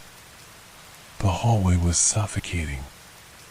It stretched out in front of her, darkened with the sinister shadows of a world she didn't recognize. The walls seemed to pulse, to hum with an energy she couldn't comprehend. She stepped forward, but she could already feel the pull, like a heavy fog, a current pulling her toward the open door. It was as if the apartment itself were alive, its walls pulsating, watching her, reacting to her every move. The door at the end of the hall was no longer just a door, it was the threshold to something else. A slow realization crept into her mind. She had never really left. No matter how far she walked, she would always return to this place, to this hallway. The very air she breathed felt dense with an ancient presence, something malevolent, something that had always been there, lurking just beyond her reach. Her body felt like a vessel now, moving without her consent. The door ahead loomed, stretching wider as she approached it, pulling her toward its darkness. Lena stopped a few paces from the door, her heart threatening to beat right out of her chest. Her throat was tight, and she couldn't breathe. The voice had been silent for a moment, but now it came again, louder, more insistent. Lena. It was no longer a whisper, but command, an imperative. She could hear the malice in its tone now, the promise of something far darker. Something she couldn't outrun, no matter how hard she tried. You're mine now. The words sent a shudder through her spine. She turned around, as if hoping to see something, anything, that would convince her she wasn't trapped in her own mind. But the apartment remained unchanged. The walls, the floor, the air, it was all the same. She felt like she was standing in an endless loop, where every step she took only brought her closer to the darkness that waited. Come closer. The voice was so clear now, so sharp, that it seemed to come from all around her, filling the very space between her thoughts. She was surrounded. The room had become too small, too tight. Her chest tightened further, her body on the verge of hyperventilating.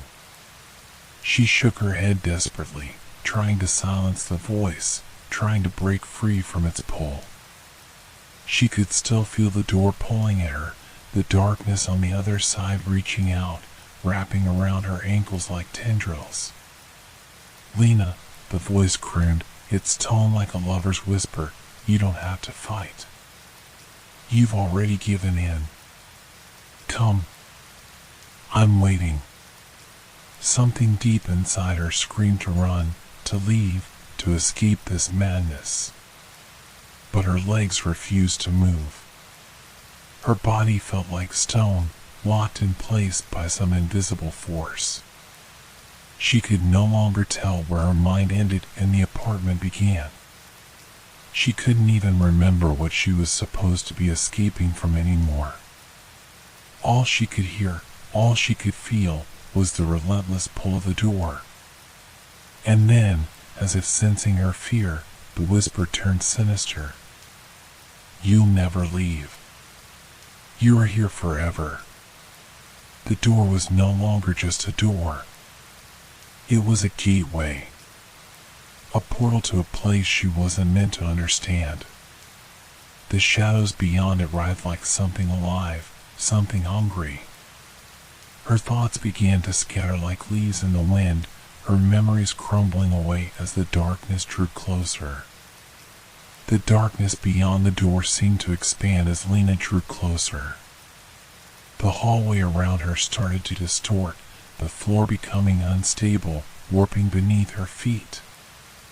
The air was thick with a sense of wrongness, as though the very fabric of reality had started to unravel.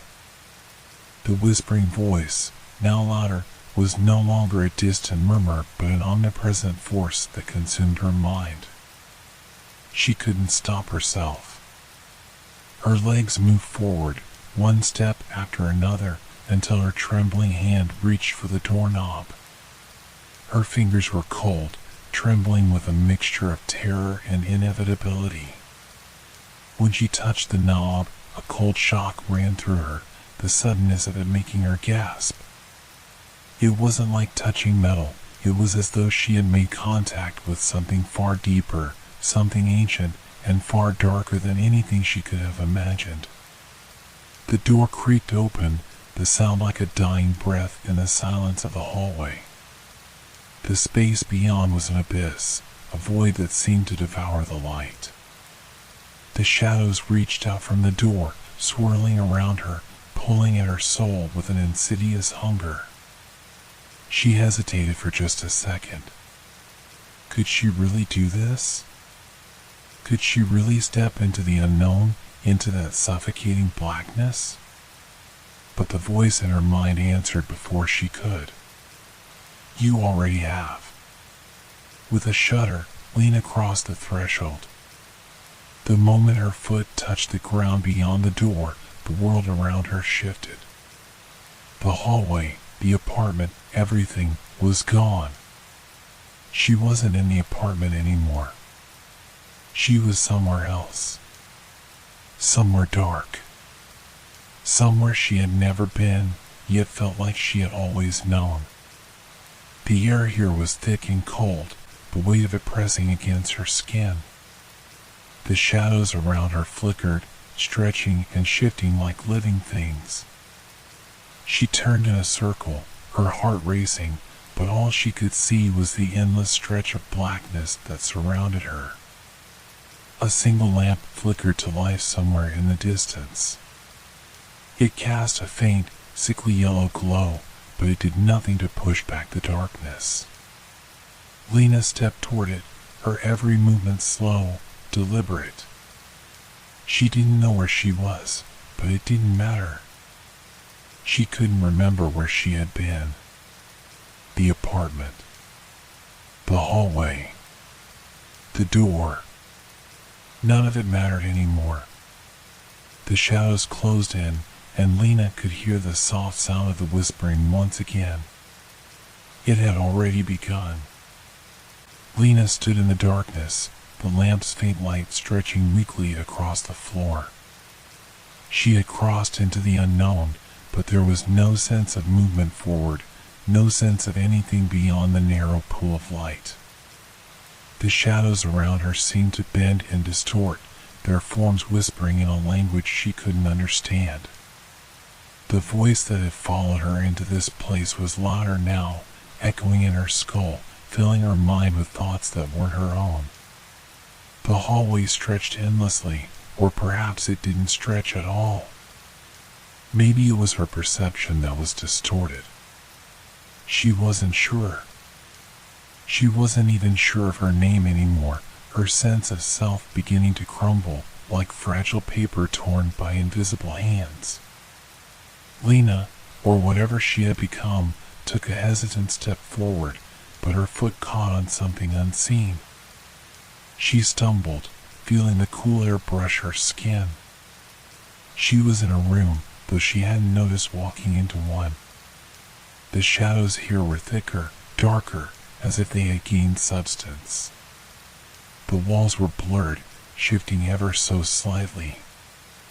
The faint lamp flickered out, and the world plunged into blackness, only the whispering voices accompanying her now, as if mocking her every step. She wanted to scream, but her mouth was dry, her throat raw, as if her very breath had been stolen. A cold wind blew across the floor, though there were no windows, no doors. She couldn't remember how she had even gotten here. All she could see were the shadows. All she could hear were the whispers. "You don't belong here," they said. "This is where you forget. This is where you're nothing." The words made no sense, yet they gnawed at her. She staggered forward again, this time more cautiously. Each movement seemed as though she was being drawn, not by her will, but by some invisible force. She couldn't stop. She didn't want to stop. Suddenly, she was no longer alone. The shadows around her coiled, forming a shape that hadn't been there a moment ago. It was an object, but not a typical one. It was a doll. Its porcelain face was cracked, its clothes torn and dirty, but the thing that made her stomach churn wasn't the decay or the damage. It was the doll's eyes, staring at her, unblinking. The eyes were alive. Lena froze, her heart stopping for a moment. Her breath caught in her throat as she realized the doll had not just appeared, but had been there all along, waiting in the shadows. It was a presence that had been building, slowly, subtly, just like everything else here. The doll's face twisted in an unnatural expression.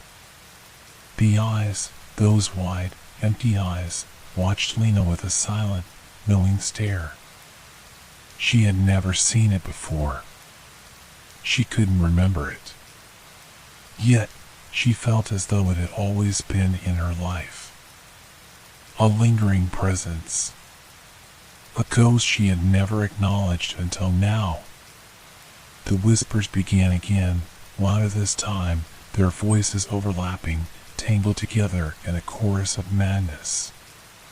They weren't just speaking words anymore, they were shaping reality, twisting her perception into something unrecognizable. The doll's eyes bored into her soul, as if stripping away the layers of who she had been, unraveling her piece by piece. "Do you remember?" they asked. The words echoed in her mind, but they didn't feel like words at all. They felt like memories, like things she should know, but couldn't reach. "You've always known. You've always been ours." The air thickened, suffocating her as she struggled for breath. The room seemed to contract, and the walls began to pulse with a strange, unnatural rhythm, like a heartbeat, loud and insistent. Lena staggered backward, her mind reeling, desperate for an escape that wasn't there. Lena could no longer tell where the room ended and the shadows began. She was surrounded, suffocated, by the oppressive presence that had always been here. The whispers swirled, turning into a cacophony, blending with the sound of her heartbeat. Her body was a prison. Her thoughts were caged. She had lost her sense of self long ago, swallowed by this place. The doll's eyes burned into her soul, relentless in their stare. She could feel it pulling her closer, drawing her into its hollow gaze, and the world around her began to fracture. Every step she took led her further into the dark void, a darkness that felt more real than anything she had ever known. "You can't leave," the voice whispered, now both distant and close at the same time. "You never could. There's no way back." The world tilted around her, and for a moment she thought she might fall. But then, a thought, no, a realization, rushed into her mind, sharp and clear. She had been here before. She had been down this path, in this place, long ago. But she didn't know how to remember. The memories that flooded her were like fragments of shattered glass, each piece slipping through her fingers. The shadows shifted, pulling at her, stripping her bare. She couldn't even remember her name anymore, let alone her purpose. But the whispers grew louder. They demanded an answer. "You are here, and you will never leave." The doll's mouth opened, a twisted, unnatural smile pulling at its porcelain lips. The darkness was complete. The whispers were all that remained. And then, in the final moments, Lena understood. She was the doll. She was nothing more than a forgotten name in the shadows. The room closed in on her, wrapping around her like a burial shroud, and she was swallowed whole by the abyss. Her name, her memories, they were nothing now, lost in the dark. And the doll's tears continued to fall, silent and endless, waiting for the next soul to lose itself to the darkness. End. Story 4. It started as a simple walk around her new home, a house nestled at the edge of a forgotten town, miles from the nearest neighbor. Andrea had never been one for silence, but this place was different. It wasn't just quiet, it was oppressively so. The town seemed to have been abandoned long before she arrived, its dusty streets lined with vacant homes that once lived and breathed with their own histories. Now, they were just crumbling facades, ghosts of what they once were. As she walked through the backyard, her gaze drifted to the far corner of the yard where a large, twisted oak tree stood. Beneath it, partially hidden by tangled vines and overgrowth, something caught her attention, a faint outline of what appeared to be a stone structure, a rough circle in the earth. At first, Andrea thought it was nothing more than a forgotten garden feature, perhaps a disused bird bath or a crumbled fountain. But as she drew closer, she realized it wasn't a decorative feature at all. It was a well. A deep, dark well. The stone walls were weathered and cracked, a few pieces of the stone crumbling into the earth. The opening was covered with a rusted, iron grate, but the faintest sound seemed to echo from below. A whisper, soft, almost imperceptible, but there. Andrea stood frozen for a moment, an unsettling feeling creeping up her spine. The wind had stopped for a brief second, leaving the air unnaturally still. The hairs on the back of her neck stood on end. She had lived in many places, but this felt different. This wasn't a place to raise a family. This was something older, something ancient. Shaking off the feeling, Andrea crouched near the well, peering through the bars of the grate. There was nothing but darkness below, just the faint hint of an emptiness that seemed to stretch forever. The whispering noise began to fade as the wind picked up again, rustling the leaves above her. It was just the wind, she thought. Just the wind. That night, after dinner, Andrea sat alone in the living room, the house silent around her. She couldn't shake the feeling of unease that had settled into her chest. Her mind kept wandering back to the well, to the whispers she thought she had imagined. But deep down, something told her she hadn't. The sound had been real. Her eyes darted toward the window, out to the darkened yard where the well stood. The moon was barely a sliver in the sky, but it cast long, sharp shadows across the backyard. She shuddered involuntarily and looked away. She tried to focus on the book in her lap, but her mind kept drifting back to the well. What was it? Who had built it? Why had it been abandoned? More questions piled up in her head, each one darker than the last. Finally, she stood and made her way to the kitchen, desperate for a distraction. As she walked past the window, she glanced out toward the backyard.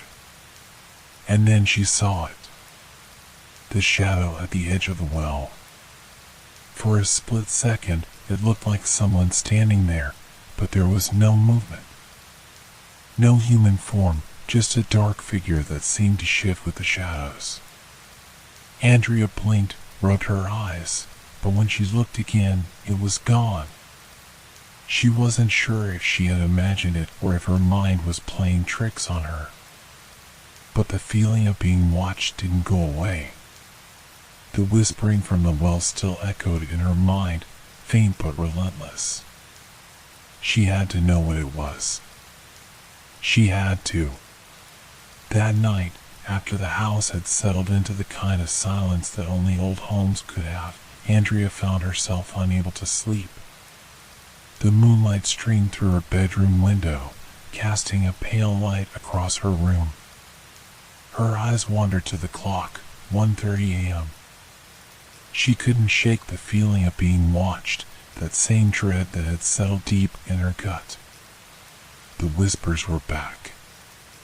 Only this time, they were louder, more distinct. There was no mistaking it now. The sound was coming from the direction of the well. Unable to resist, Andrea slipped out of bed, wrapped herself in a blanket, and quietly made her way to the back door. The air was colder than it had been earlier in the day, but she barely noticed the chill. Her heart was thumping in her chest as she stepped outside, the crunch of the gravel beneath her feet louder than she anticipated in the still night. She approached the well cautiously, the whispers growing louder as she drew nearer, sending a shiver through her spine. It sounded like voices, murmured words, too soft to understand.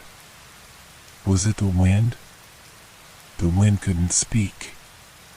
Andrea stopped just short of the grate, her breath catching in her throat as she bent down to peer into the darkness below. She didn't know why she was compelled to listen, she just was. And then, out of the darkness, the voice spoke to her. "You're here." Finally. The voice was deep, rich with an ancient sorrow. It was not the wind. It was a presence, a voice that was not human, yet familiar in the way an old memory is familiar, something forgotten long ago.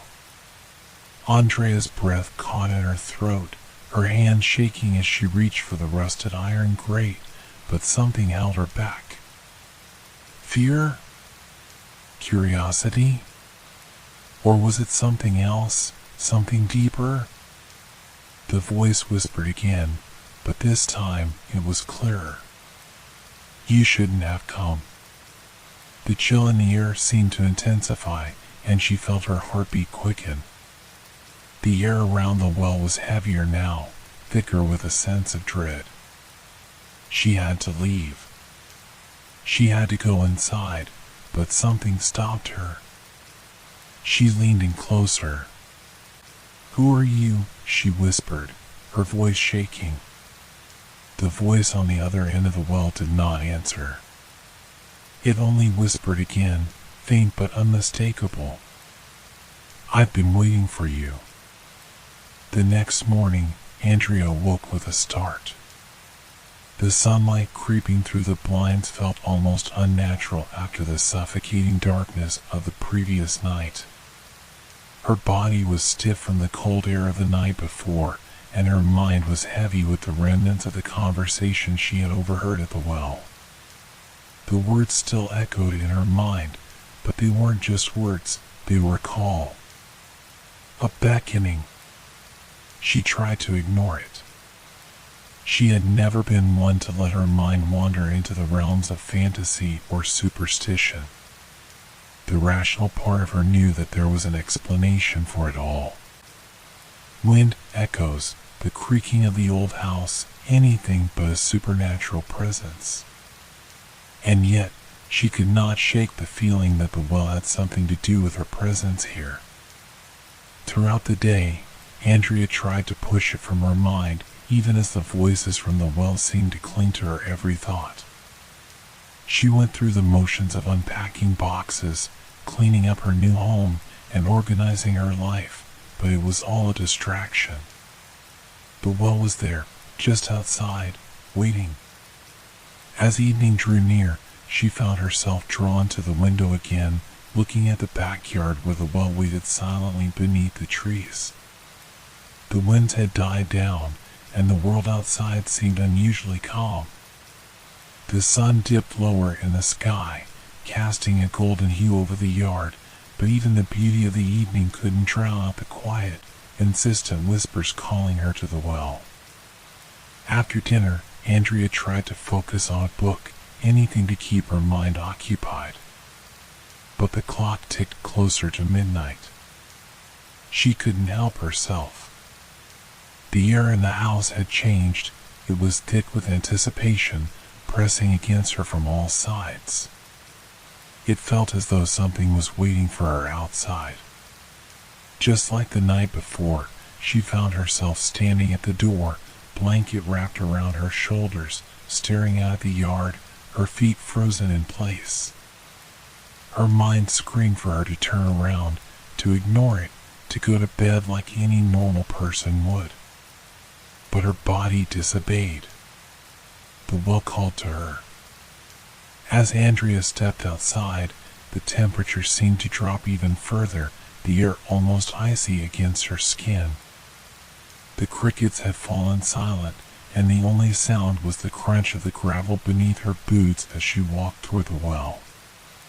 The night was unnervingly still, the only movement in the air the swaying of the nearby trees.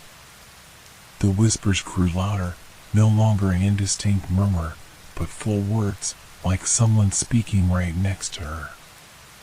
"You can hear me," the voice breathed, deep and gravelly, coming from the darkness below the grate. Andrea froze.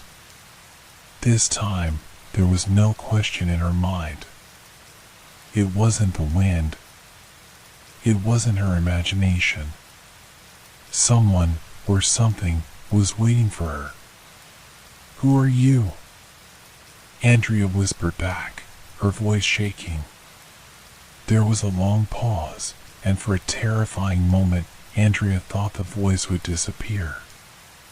But then, as if the being had been waiting for her to ask, it responded. "I am the keeper of memories, and I am waiting for you to remember." The words sent a shiver down her spine. She hadn't expected such an answer. It was too cryptic, too unsettling. Her heart raced as she leaned closer to the well, but she didn't move away.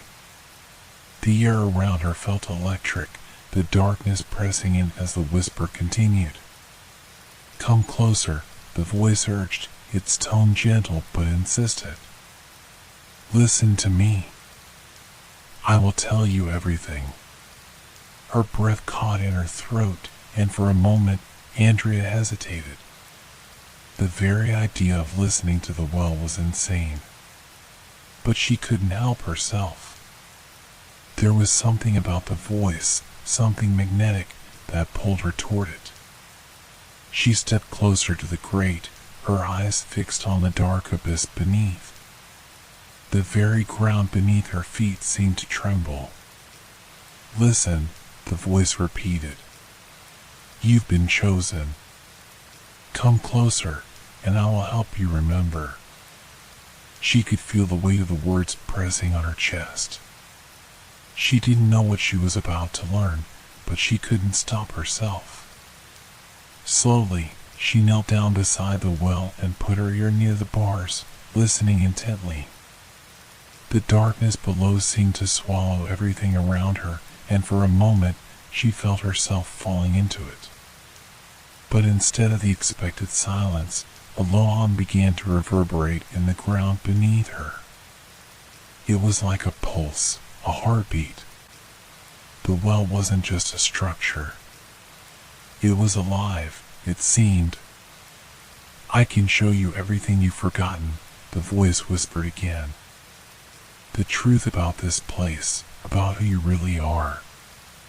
But you must open your mind to it." Andrea couldn't breathe. The words were seeping into her thoughts, clouding her judgment.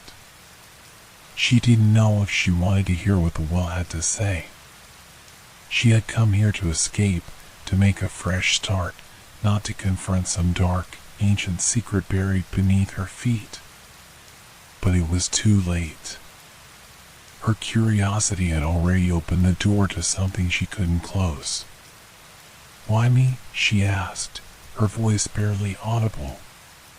Her breath came in shallow gasps, the air thick with dread. Because you came, the voice responded simply. You were always meant to find this place. Your memory may be clouded, but I remember you, Andrea. I know you. Andrea's pulse quickened. The name sounded so familiar, but it didn't feel like her own. Who was this voice speaking to her? Who had known her before? The voice didn't answer immediately. Instead, it whispered something that sent a jolt of terror through her. Everything you thought you knew is a lie. You weren't meant to remember, but you will. You will see what's hidden beneath. The earth trembled again, and the hum grew louder. The well seemed to respond to the voice's words, its own pulse synchronizing with the beat of Andrea's heart. Her hands gripped the bars of the grate, but she didn't pull away. She couldn't. You are not alone, the voice murmured, its tone soft now, almost loving. There are others, Andrea. Others like you. Lost, forgotten, waiting. She wanted to scream, to pull away from the well, but the words had wrapped around her like chains. She could feel her mind unraveling, the edges of her reality slipping. She was no longer just hearing the voice. She was seeing it, feeling it. The well was pulling her into it, feeding her the secrets she had been running from. Every word was a revelation, a truth too dark to bear. Her head spun as her vision blurred, and then the voice whispered the final, chilling sentence. The well remembers you, and you will never leave it. Andrea couldn't tear herself away. It was as if an invisible force had wrapped around her, chaining her to the well. The whispers kept growing louder in her head until it felt as though the words were vibrating inside her skull. The chill in the air grew colder, biting at her skin, and yet she felt like she was burning from the inside out. The ground beneath her feet felt like it was shifting, the earth turning in a strange rhythm that matched the beating of her own heart. The voice from the well had stopped being just words. It had become something tangible, something that felt like it was filling her body and soul. The well wasn't just speaking to her, it was inside her now, crawling through her thoughts, making her question everything she had ever known. She reached out, her fingers trembling as she gripped the edge of the well. She could feel it pulsing beneath her, like a living, breathing entity waiting for her to fully succumb to it. The urge to listen, truly listen, was overpowering. The voice called her, soft and persistent, pulling her deeper into the mystery. She could hear it again, clearer than before, as if the well was whispering directly into her mind. You're ready now, Andrea. You've heard enough to understand.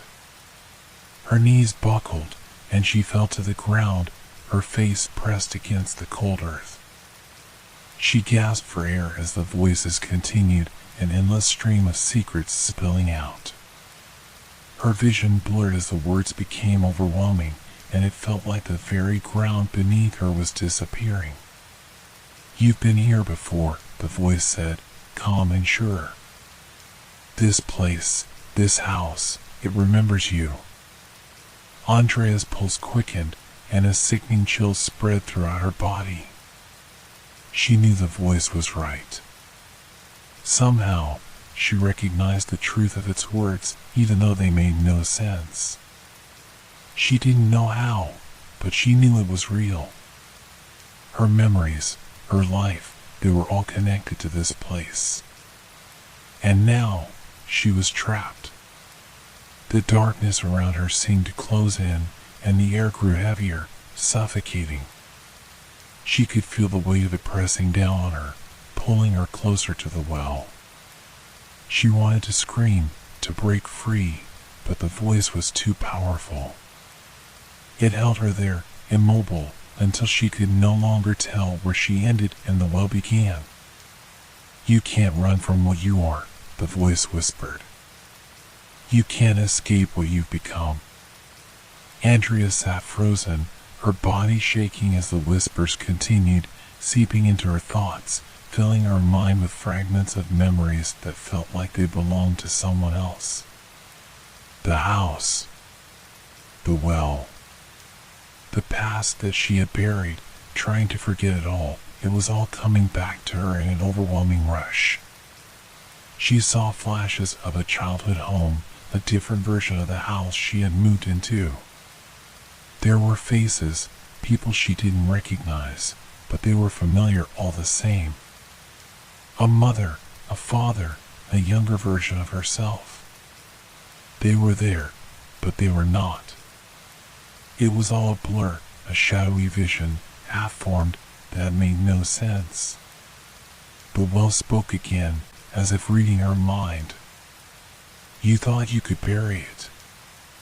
You thought you could forget. But you can never escape your past, Andrea. The house will always call you back." Andrea clutched her head in her hands, trying to silence the voice, but it was impossible. It was everywhere. It was inside her. It was in the very walls of the house. She could feel the weight of the memories pressing on her chest, each one more suffocating than the last. The past was coming back, whether she was ready for it or not. The voice spoke once more, its tone no longer comforting, but dark, insistent. "You were never meant to leave," it whispered, "and now you'll never be free." A sudden realization hit her, cold and sharp. The well wasn't just a place of memories, it was a prison. The house, the well, it had all been built to keep something buried. Something she had once known, something she had been part of. And now, it was coming for her again. Andrea's breathing grew shallow, her body trembling violently as the memories flooded her mind. She saw the face of her mother, her father, their smiles and warmth, and then, in a horrifying instant, it shifted. Their faces morphed, twisting into something unrecognizable. Their smiles turned to grotesque grins, their eyes black pits filled with malice. She screamed, but the sound didn't come. Instead, the whispers grew louder, more frantic, urging her to listen, to remember, to accept the truth. The well was no longer a distant voice. It was her reality now. It was everywhere. The cold wind began to pick up, howling through the trees, as if the very air itself was rebelling against her. The earth shook beneath her, and the shadows grew darker, thicker. She stood up shakily, her legs unsteady, and turned back to the well. I can't be here anymore," she whispered to herself, but even she could hear the doubt in her voice. But the well wasn't going to let her go. Not now. The earth trembled again, and Andrea staggered back, a chill running through her body. She had to leave. She had to escape. But no matter how far she ran, the well would follow her. The past would follow her. She was trapped. As if in answer to her thoughts, the voice came once more, but this time it was louder, more intense. "You were never meant to leave," it said again, but this time there was a finality in its tone. "You've always belonged here." She gasped, clutching her chest as the truth crashed down on her with brutal force. The house, the well, the memories, it had all been leading up to this moment. The well wasn't just speaking to her, it was consuming her. Andrea could feel it. The well had known her all along, and now it was claiming her once more. As the last echo of the whisper faded, Andrea stumbled backward, her body buckling under the weight of the revelation. She was already lost. She had always been lost. And now, she would never escape. The air felt thicker now, suffocating, and Andrea's lungs burned with every shallow breath. The weight of the house seemed to settle on her shoulders, pressing down on her, smothering her will to fight. The whispering had become a constant companion, gnawing at her thoughts. She no longer needed to lean over the well to hear it. Its voice filled her head, everywhere, all the time. "You can never leave," the voice taunted, a low, insistent murmur that reverberated in her skull. "Not until the last memory is gone, until the last piece of you is swallowed." Andrea's knees buckled, and she collapsed onto the cold, damp earth of the backyard. The shadows stretched longer now, deepening as if time itself had stopped. Her eyes flickered across the ground, seeing the dark soil that had once felt so familiar but now felt foreign. Her vision blurred, and she realized she couldn't remember the last time she had felt truly at peace, truly free. She had tried to fight the pull of the well, tried to escape its influence, but it was futile. The house, the well, the whispers, they were all connected, a part of her, bound to her from the very beginning. She was trapped in a cycle, a loop, and she had been since the moment she first stepped foot into this place. Her hand reached for the earth beneath her, her fingertips brushing against the cold soil. She could feel something there, something buried deep within the ground, just beneath the surface. Something that had been there for far longer than she had realized. A terrible truth waiting to be unearthed. And then, the whispers began to change. They shifted, growing softer, more insidious. They weren't just speaking to her anymore, they were speaking through her.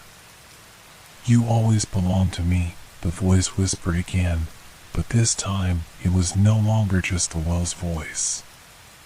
It was hers, too.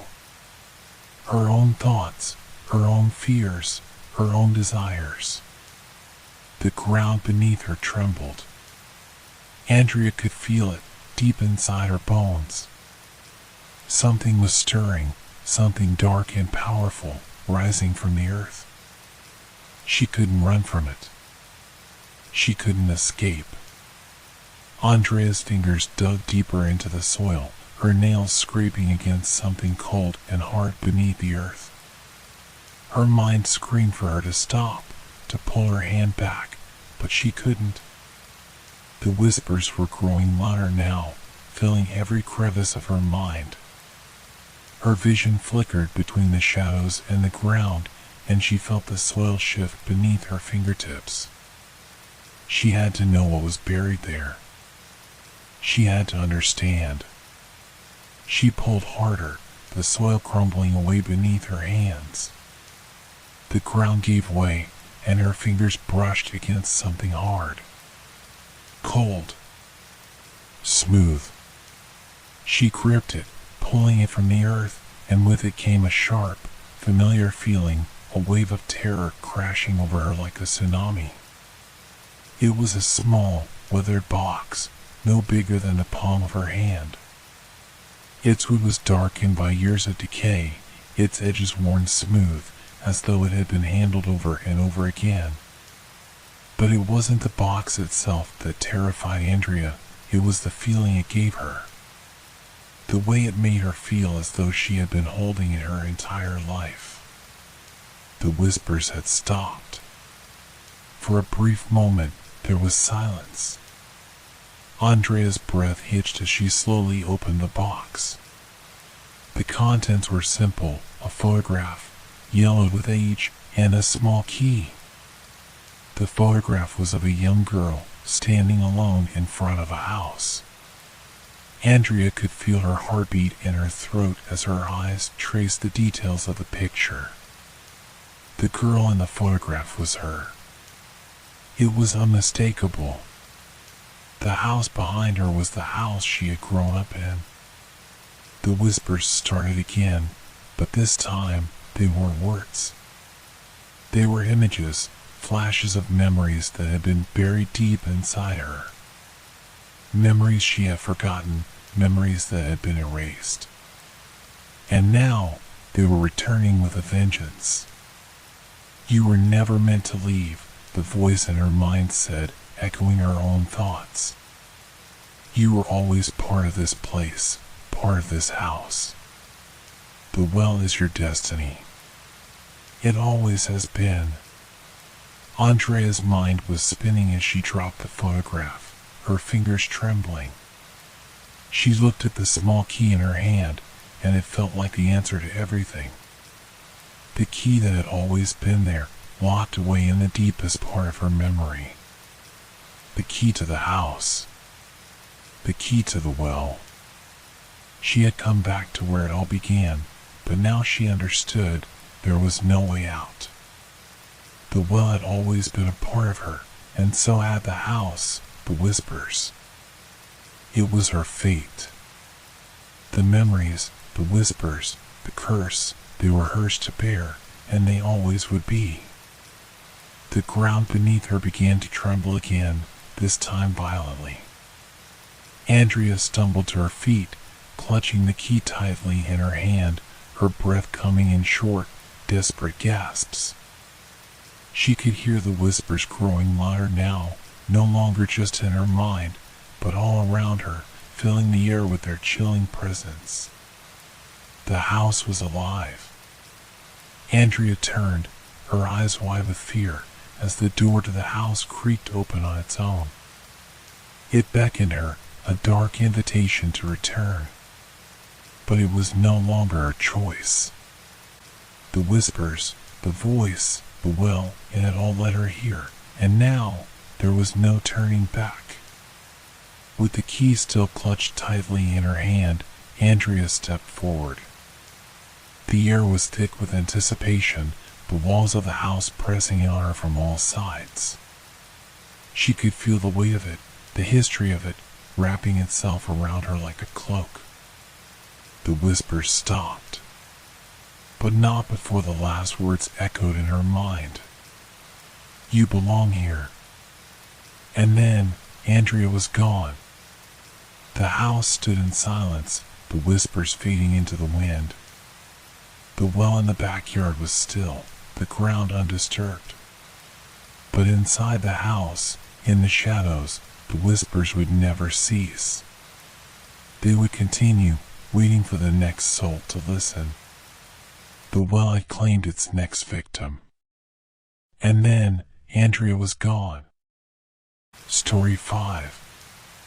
It was a strange feeling, that moment when you first step into a new place, the silence of it settling around you like a thick fog.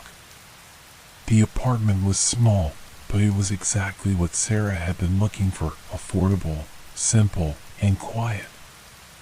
A place to start fresh, to escape the mess her life had become. The old apartment, the noisy neighbors, the endless phone calls from her mother, everything had felt suffocating. This new place in the heart of the city was her clean slate. The building had an air of mystery to it, though. When Sarah had first visited, the landlord had been unusually quiet about the details. "It's a good place," he had said, offering only a smile that was almost too wide. The apartment itself had been left for her to explore. A small living room, a kitchen, one bathroom, and a single bedroom. Everything was ordinary. Except for one thing. The door at the end of the hallway. At first, Sarah had dismissed it.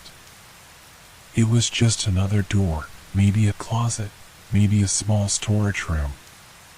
But something about it felt off. She couldn't shake the feeling that there was something behind that door. It was a normal wooden door with a simple brass knob, but the thing that stood out the most was that it didn't match the rest of the apartment. All the other doors in the building were plain, but this one felt almost out of place. As the days passed, Sarah kept returning to that door. It was always locked. She had tried the knob a few times, but the door didn't budge. Every time she walked past it, she felt as though something was watching her. Not from the outside, but from the other side. The air around it felt heavier, thicker, like the door was holding something back. Something she wasn't supposed to know about. One evening, after a particularly long day at work, Sarah came home and found herself standing before that door again. She had no idea why. Maybe it was just exhaustion, or maybe curiosity. But as she stood there, she felt a strange sense of urgency, like something was calling her to open it. But she didn't. Not yet. Instead, she went to the living room, but she couldn't shake the feeling that the door was waiting for her. The clock on the wall ticked away the minutes, and Sarah finally let herself fall into the couch. But no matter how hard she tried to focus on the TV, her eyes kept drifting back to that door. It was as if it was the only thing in the apartment that mattered anymore. When the lights flickered out, she felt a chill running down her spine. That night, Sarah's curiosity got the better of her. She stood up, walked back down the hallway, and stared at the door. She knew she should be getting some sleep. But there was something compelling her. It wasn't the kind of feeling she could describe.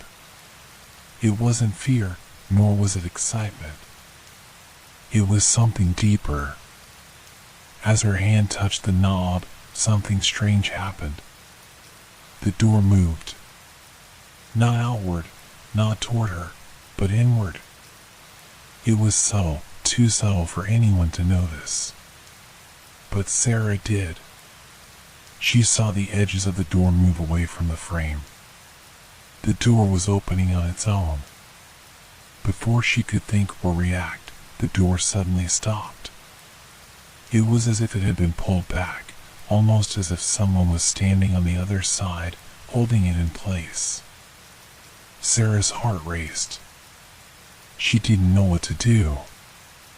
Should she open it? Should she leave it alone? But as quickly as it had moved, the door returned to its original position. And then, she heard it, a low creaking sound, faint, like a whisper. The kind of sound that only the quietest of places can make. Someone was behind that door. And they had seen her. For the next few days, Sarah couldn't stop thinking about the door. The strange feeling she had gotten from it never quite left her. It was as though the apartment had become a different place, one she couldn't quite recognize anymore.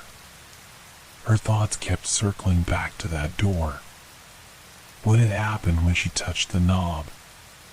The door hadn't just moved on its own. It had shifted in a way that seemed deliberate. And then that whisper, so faint, so strange. It was as though someone on the other side had been waiting for her. Sarah tried to convince herself it was nothing. A trick of the wind. A natural creak from the old building. But every time she looked down the hallway at that door, the unease returned, creeping up her spine. She found herself avoiding the hallway entirely, not daring to look in that direction. But even when she wasn't actively thinking about it, the door was there, in her peripheral vision. Her apartment had always felt quiet, but now there was a heaviness in the air, an oppressive silence that seemed to follow her from room to room. The whispers weren't just in the hallway anymore. They had started to bleed into the other rooms, faint, indistinct murmurs that made her skin crawl. Sometimes she'd hear them when she was washing dishes, sometimes when she was in the bathroom, and other times it was when she was just lying in bed, trying to sleep. The whispers always seemed to grow louder at night. But whenever she tried to pinpoint where the sound came from, it stopped. The apartment felt alive in a way it hadn't before. It was one evening, after the sun had set and the dim glow of streetlights filtered through the window, that Sarah decided to try and sleep through it. She had a long day ahead of her at work, and the last thing she wanted was to waste her energy on the unsettling feeling in the air. But as she closed her eyes and let herself drift into a restless sleep, she heard it again. A sound from the hallway. The faintest of movements, followed by a creak, the same one she had heard before. Her heart jumped in her chest. She opened her eyes and sat up in bed, staring at the door to her room. The hallway was dark, but she could see the outline of the door at the end of the hallway, and it seemed different. Not like the night before. Not like the time when she had stood there and heard the whisper. The door was slightly ajar. She had definitely closed it. Her mind raced. Was she just imagining things? Was she sleepwalking, somehow opening the door without realizing? She quickly stood up and moved toward the door, her feet barely making a sound against the floor.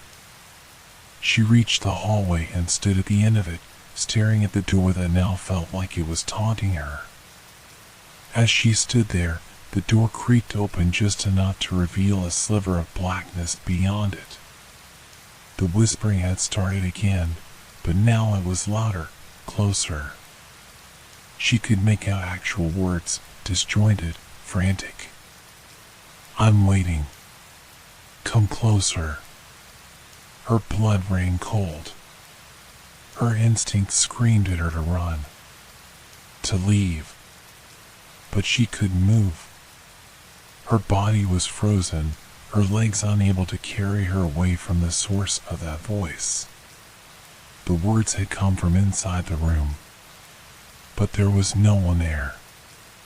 She had lived in this building for weeks, and there had never been any signs of anything unusual. The only thing that had changed was that damn door. Suddenly, the whispers stopped, leaving a suffocating silence in their wake. But then came a sound she wasn't prepared for, footsteps. Heavy. Slow. Deliberate. They were coming from inside the room. Sarah's heart pounded as the footsteps continued, each step a beat closer to her.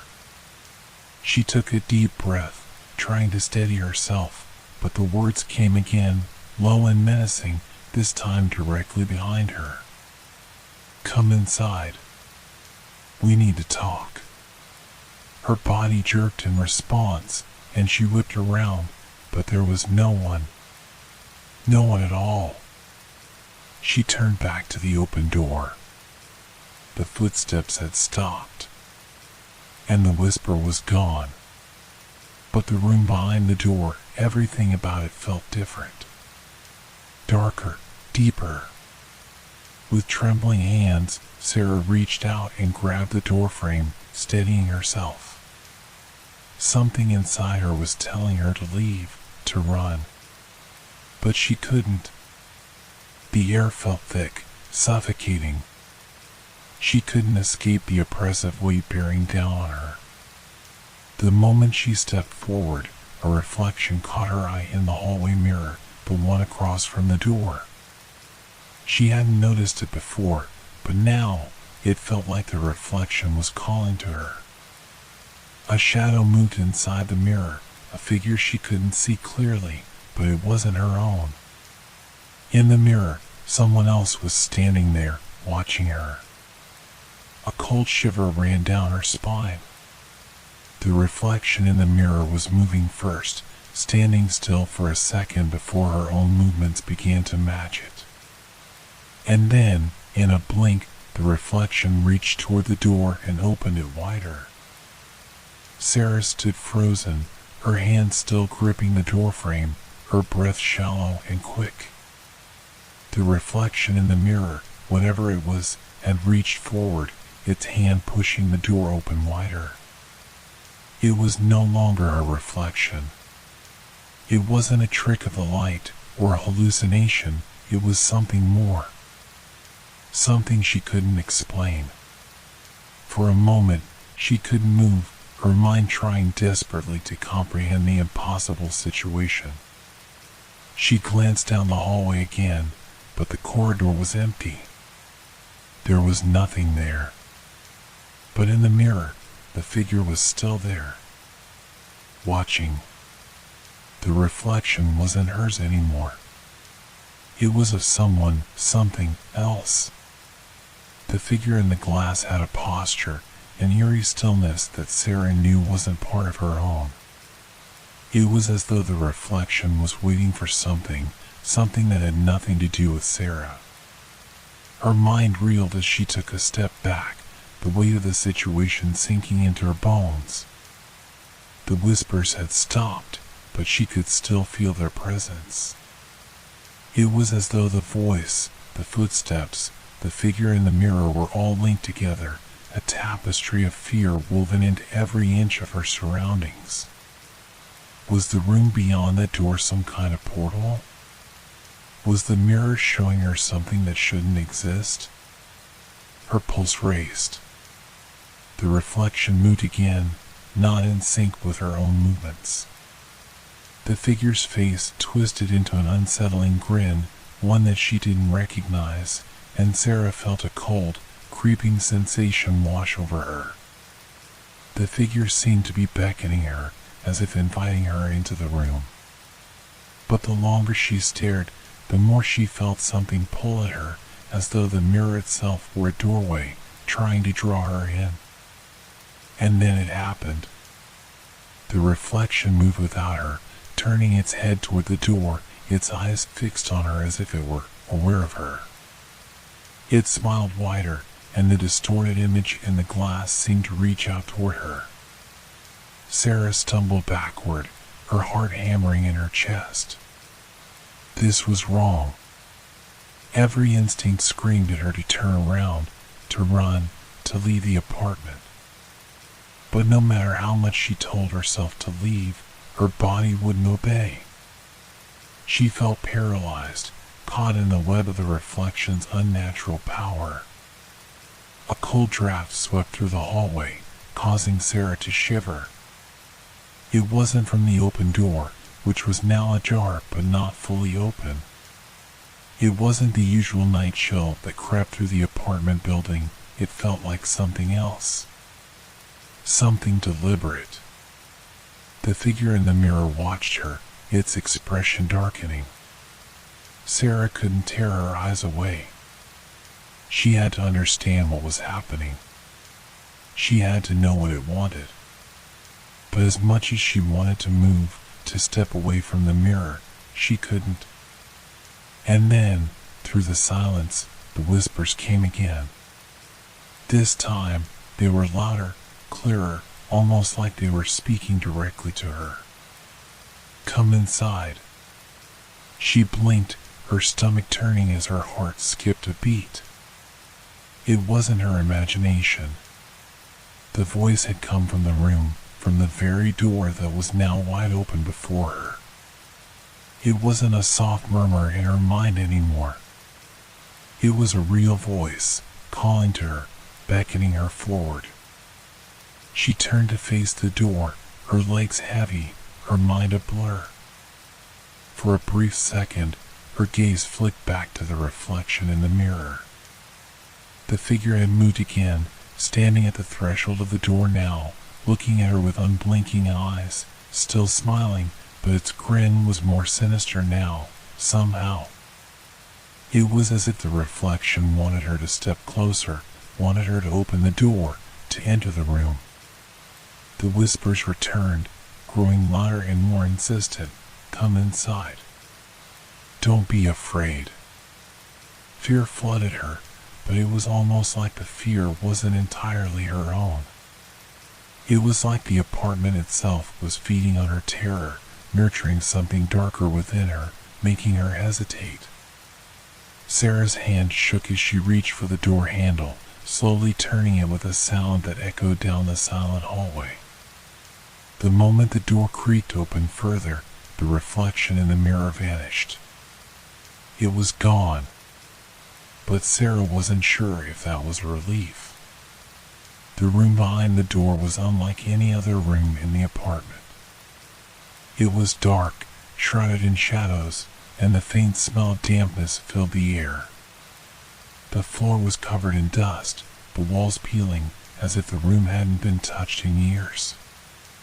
And yet, there was something more. Something that seemed alive. Sarah took a hesitant step into the room.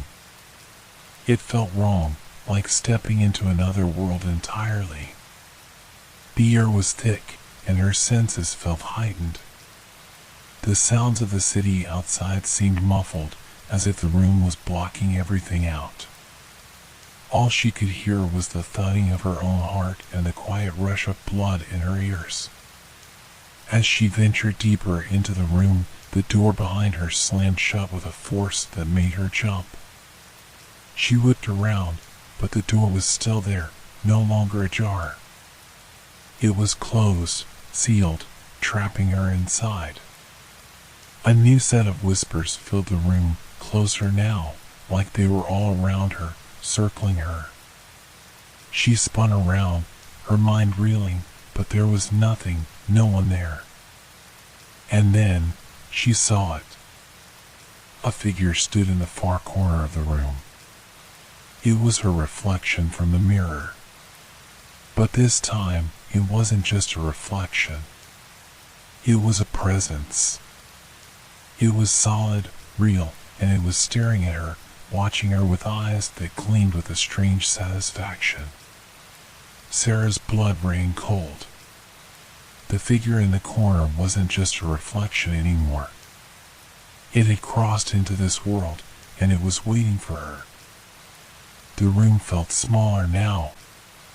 The walls seemed to inch closer, the air thicker, as if the very space she was standing in was shrinking. Sarah's legs shook, her heart racing in her chest, but she couldn't move. She was paralyzed, caught between the desire to run and the strange, overwhelming compulsion to stay. The figure in the corner, her reflection, or what had become of it, remained still, watching her. Its smile was wide, stretched unnaturally across its face, its eyes gleaming with a knowing malevolence. Every instinct screamed for her to flee, to break free from the oppressive force in the room. But it was as if something invisible was holding her in place, forcing her to meet the gaze of the thing that was no longer just a reflection. The whispers surrounded her now, louder, more insistent. They crawled into her thoughts, burrowing deep into her mind. They filled her with confusion, dread, and an overwhelming sense of inevitability. Come closer. You have nowhere to go. You're mine now. She flinched, but the words didn't come from the reflection alone. They came from all around her, from the walls, from the darkness that seemed to pulse with life. She turned, her eyes searching for the source, but there was no one else. No one to help her. No escape. She was trapped. Her hand trembled as she reached for the door handle, desperate to leave. But as her fingers brushed the cool metal, she realized the door wouldn't open. She twisted it again, harder this time, but it wouldn't budge. The door had become as solid as the walls themselves. Sarah's breath quickened, her panic rising with each passing second. She hammered her fists against the door, but the sound was muffled, absorbed by the oppressive silence of the room. The whispers continued, louder now, consuming her thoughts. They spoke of things she couldn't understand, things she didn't want to know. You can't leave. You're part of the story now. You've always been part of the story. A cold dread swept over her. The figure in the corner was moving now, taking slow, deliberate steps toward her. Its smile never wavered, its eyes locked onto hers. Sarah wanted to scream, to fight back, but the words wouldn't form in her throat. Her body felt like it was made of stone, each movement sluggish and heavy. As the figure stepped closer, she could see the detail of its face. It was her own face, twisted and distorted into something grotesque. The eyes were too wide, the smile too stretched. It was as though the reflection had pulled every ounce of her being into itself and remade her, reshaped her into something else. She gasped, stumbling backward, only to be stopped by the wall behind her. The reflection, no, the thing in front of her, reached out, its hand outstretched, and Sarah felt a sharp, icy coldness grip her chest. "No," she whispered, struggling against the cold. "No, please, let me go." But the thing smiled wider, the grotesque grin spreading even further. "Let go," it said, its voice low and distorted. "You're already gone." The room seemed to darken, the shadows growing longer, stretching across the floor and walls. The whispers grew louder, merging into one voice, a cacophony of darkness that filled Sarah's mind. She felt her body begin to shake uncontrollably, as if the very air around her was trying to pull her apart. The figure stepped closer, its face now inches from hers. She could feel its breath on her skin, icy, suffocating. And then, without warning, the reflection's lips parted, and a low, guttural sound came from its throat. "You're mine," it whispered. "You always were. You're the reflection. You're the one who's never left." A sharp pain shot through Sarah's chest, and she cried out, clutching at her ribs. It felt like the air was being sucked out of her lungs. The figure in front of her leaned in closer, its breath colder now, as though the very essence of it was consuming her. The world seemed to blur around her, the room warping, twisting, until Sarah felt like she was floating in a void. There was no sound anymore, just a deep, all-encompassing silence. The reflection, no longer just a mirror image, seemed to reach into her very soul, pulling at the threads of her identity. Her vision went black. When Sarah opened her eyes again, she was no longer standing. She was on the floor, her hands clutching the carpet beneath her. Her body was stiff, frozen, but she couldn't move. She tried to speak, but no sound came from her lips. It was as though her body had become a puppet, and the reflection, no, the thing that had once been her, was pulling the strings.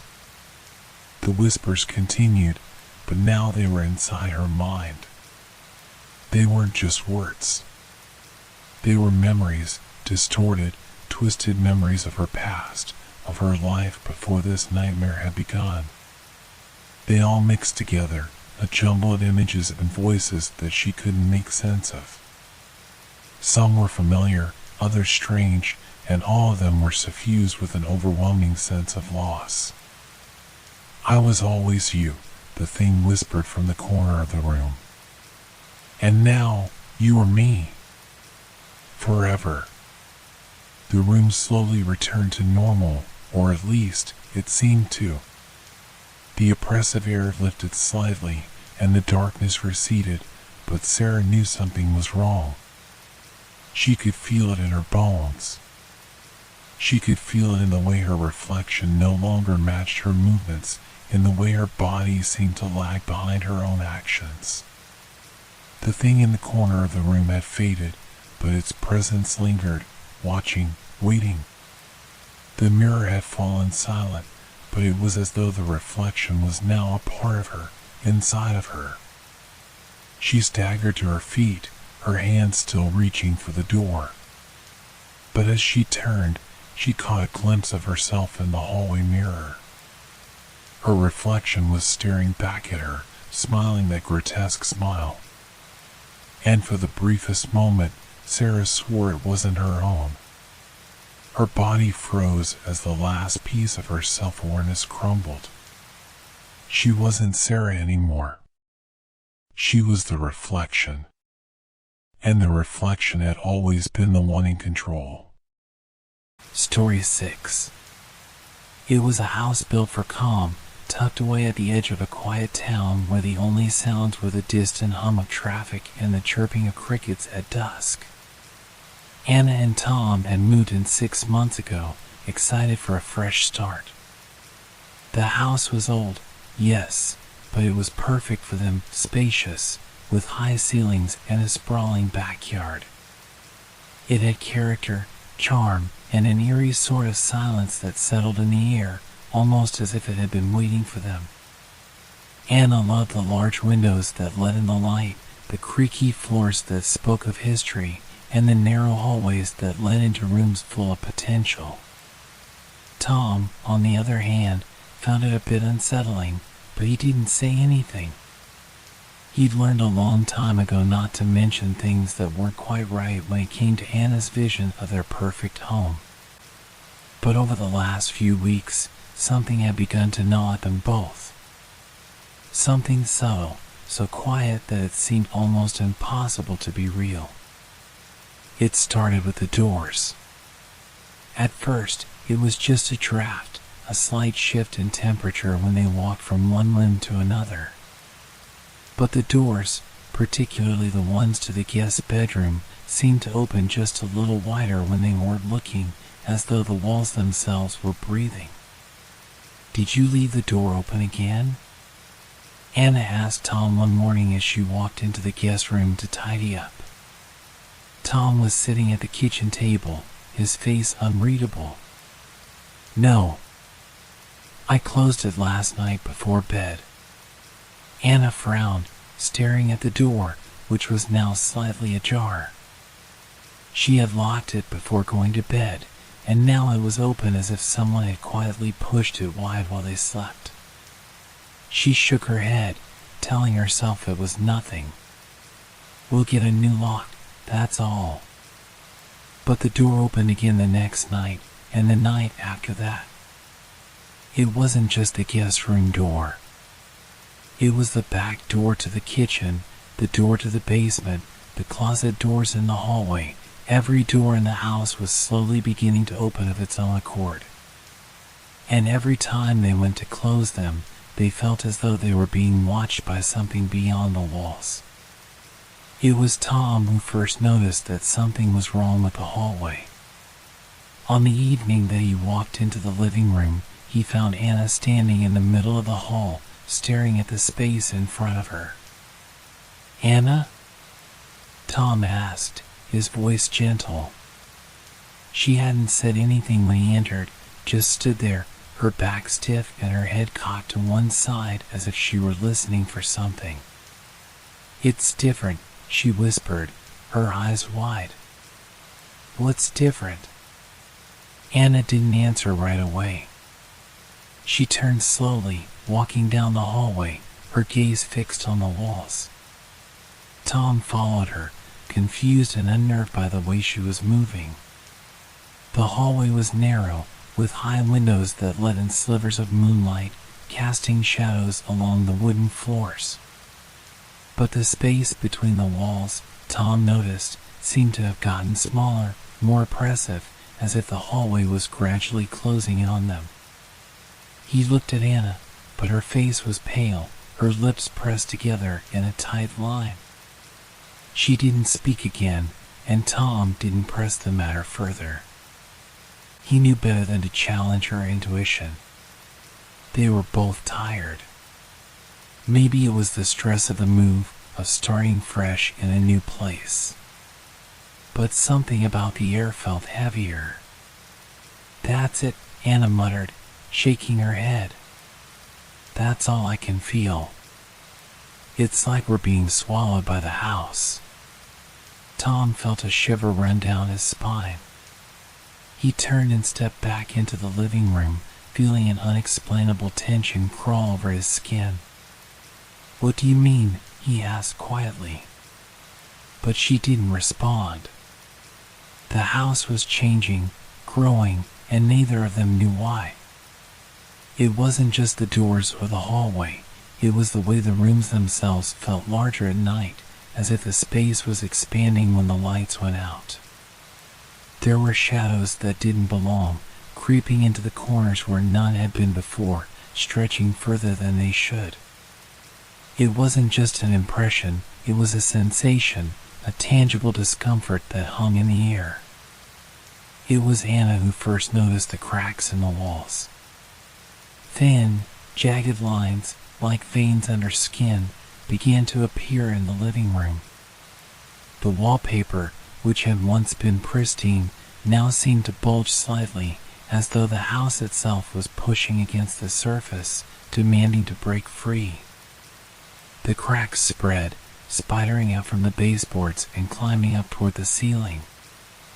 At first, it was easy to ignore. Old houses had their quirks, after all. But the cracks kept coming, spreading wider, and they began to emit a soft hum, like the low sound of a distant earthquake. One night, as she stood in the living room, staring at the wall, Anna heard something, a voice, faint but distinct, coming from the crack. A low whisper that seemed to call her name. Anna. She spun around, her breath catching in her throat. There was no one there. Tom had gone to bed hours earlier, leaving her alone in the living room. Her heart raced as she stared at the crack, her ears straining for any sound. But there was nothing, except the whispering. Anna, it came again, as clear as day, and this time it wasn't just in her head.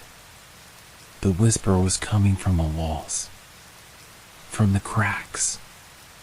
Anna backed away, her legs shaking. She wanted to scream, to wake Tom, but she couldn't move. The whispering grew louder, more insistent, as if the walls themselves were alive, breathing. In that moment, Anna realized something terrible.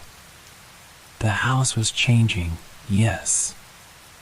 But it wasn't just the space, it was them. It was as if the house had taken them in, swallowed their essence, and now it was feeding off them, growing larger and more powerful with every passing hour. Tom had never been a believer in superstitions. He dismissed most of Anna's concerns as stress from the move, the weight of new beginnings and responsibilities. But as the days wore on, something was beginning to gnaw at him, creeping under his skin like an unwelcome thought.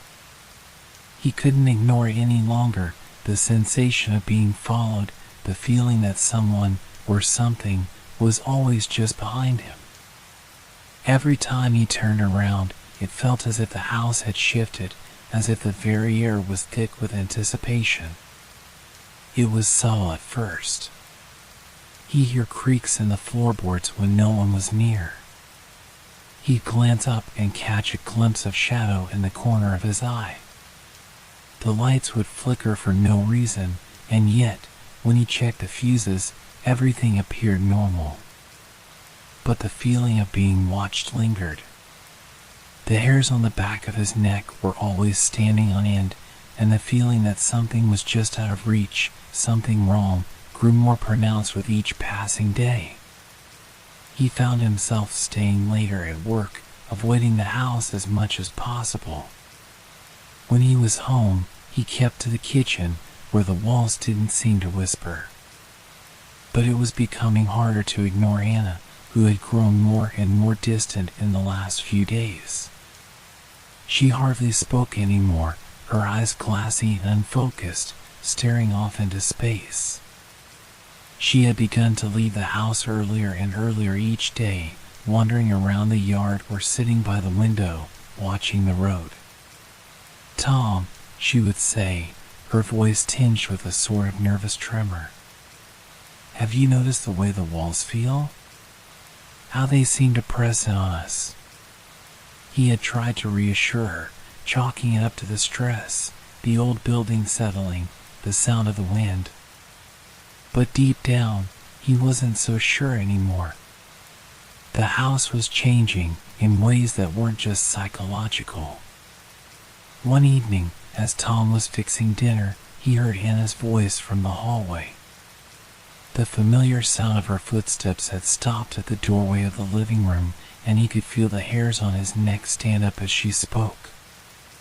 "There's something here," she said softly, almost to herself. "Something I didn't see before." He put the spatula down, his stomach tightening. He had been trying to avoid acknowledging the growing strangeness of the house, but Anna's words pulled him back to reality. The walls, the whispers, the sensation of being pulled towards something dark, it had all come to a head. He had to confront it. He walked into the hallway, where Anna was standing, her eyes wide with a strange intensity. She was staring at the baseboard by the closet. For a moment, Tom didn't know what she was looking at. There was nothing unusual about the space. The door to the closet stood slightly ajar, but that was it. "I don't see anything, Anna," Tom said, trying to keep his voice calm. Anna stepped closer, her gaze fixed on the baseboard, her fingers brushing against it like she was trying to coax it into revealing something. Tom leaned in, his heart pounding as he looked closely at the wall. Then, just as he was about to speak again, something shifted. He blinked, and the baseboard moved. A sliver of darkness appeared where there had been none before, a hidden door, one that hadn't been there the last time he checked. It was a small door, barely wide enough for a child to slip through, but it was there, carved into the wood, a dark, narrow slit that seemed to have appeared out of nowhere. Anna's fingers hovered over the door's edge, her breathing shallow. "I swear it wasn't there before," she whispered. Tom stared at the door, an uneasy chill spreading through his chest. He didn't want to open it. He didn't want to know what lay behind it. But he couldn't ignore it. Not when it felt like the house was asking him to.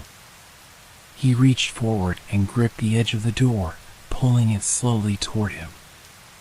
As it creaked open, the air in the hallway grew heavier. The familiar smells of wood and dust were replaced by a strange, pungent odor, earthy, musty, and unnatural. Inside, there was nothing but darkness. A narrow passageway stretched beyond the threshold, disappearing into the black. No lights, no sounds, just the suffocating void that seemed to invite them in.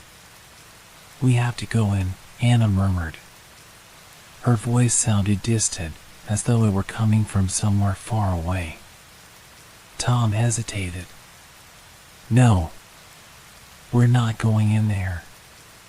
But even as he said it, something in him was already walking toward the door, his feet moving as if they were being pulled against his will.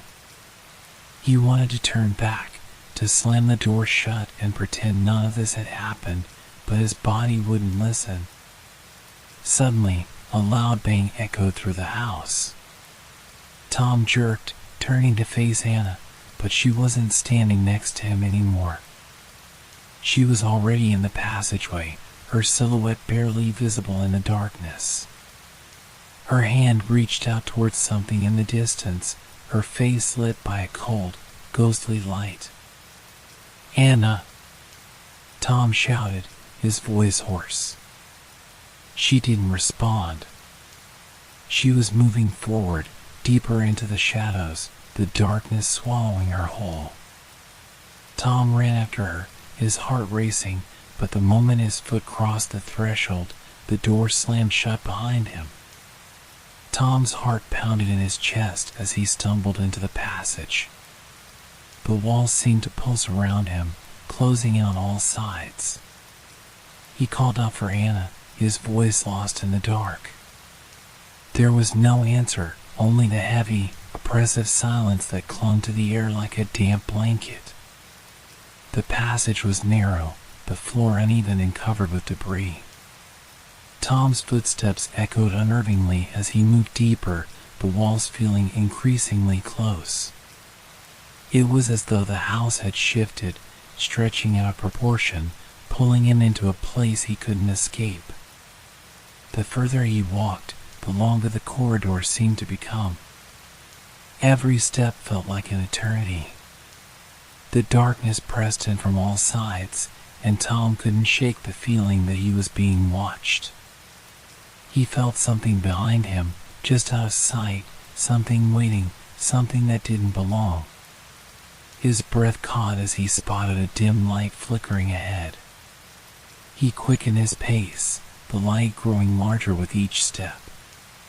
Finally, he reached the source of the glow, a small room at the end of the passage, illuminated by an old-fashioned lamp that hung from the ceiling, swaying ever so slightly as if stirred by an unseen hand.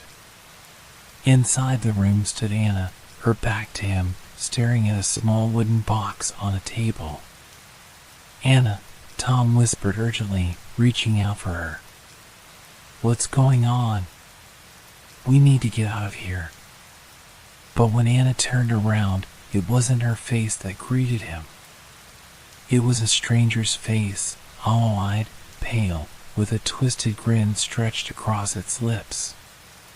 Tom's blood ran cold as the room seemed to close in around him, the walls breathing, the house growing, expanding, consuming everything. And in that moment, Tom realized, with growing horror, that they had become part of the house's expansion.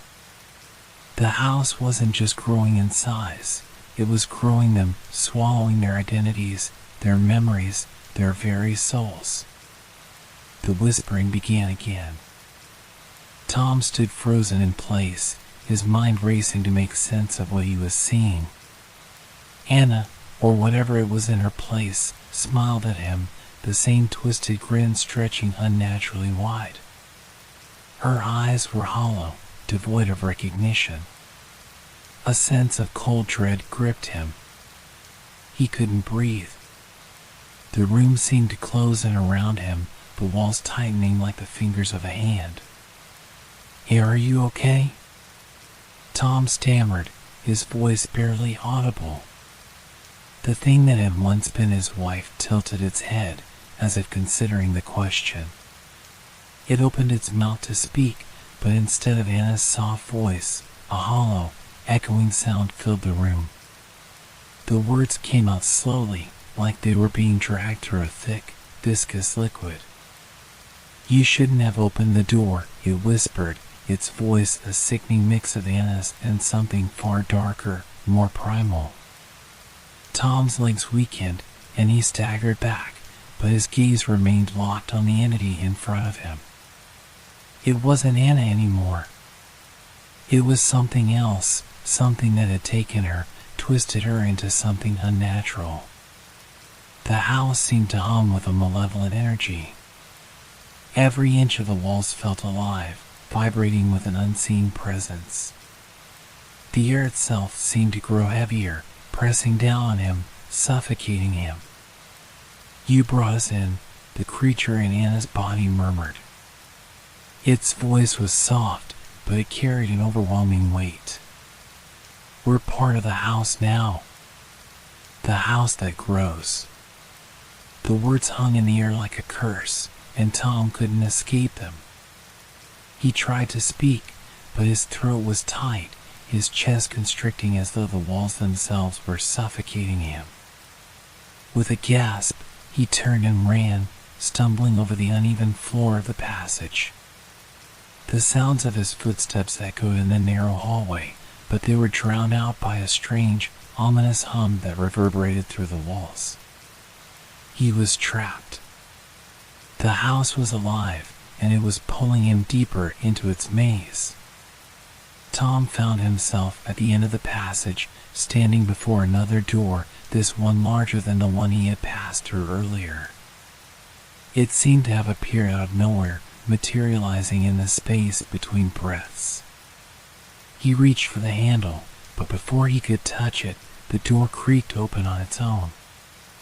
Inside, the room looked familiar, too familiar. It was Anna's study, the one they had set up for her when they moved in. The same bookshelves lined the walls, the same writing desk sat in the corner, the same chair by the window. But something was wrong. The room felt wrong. It was colder, the shadows deeper, the air heavier. The once welcoming space now felt like a prison, suffused with an unnatural presence. Tom stepped inside cautiously, his heart pounding in his chest.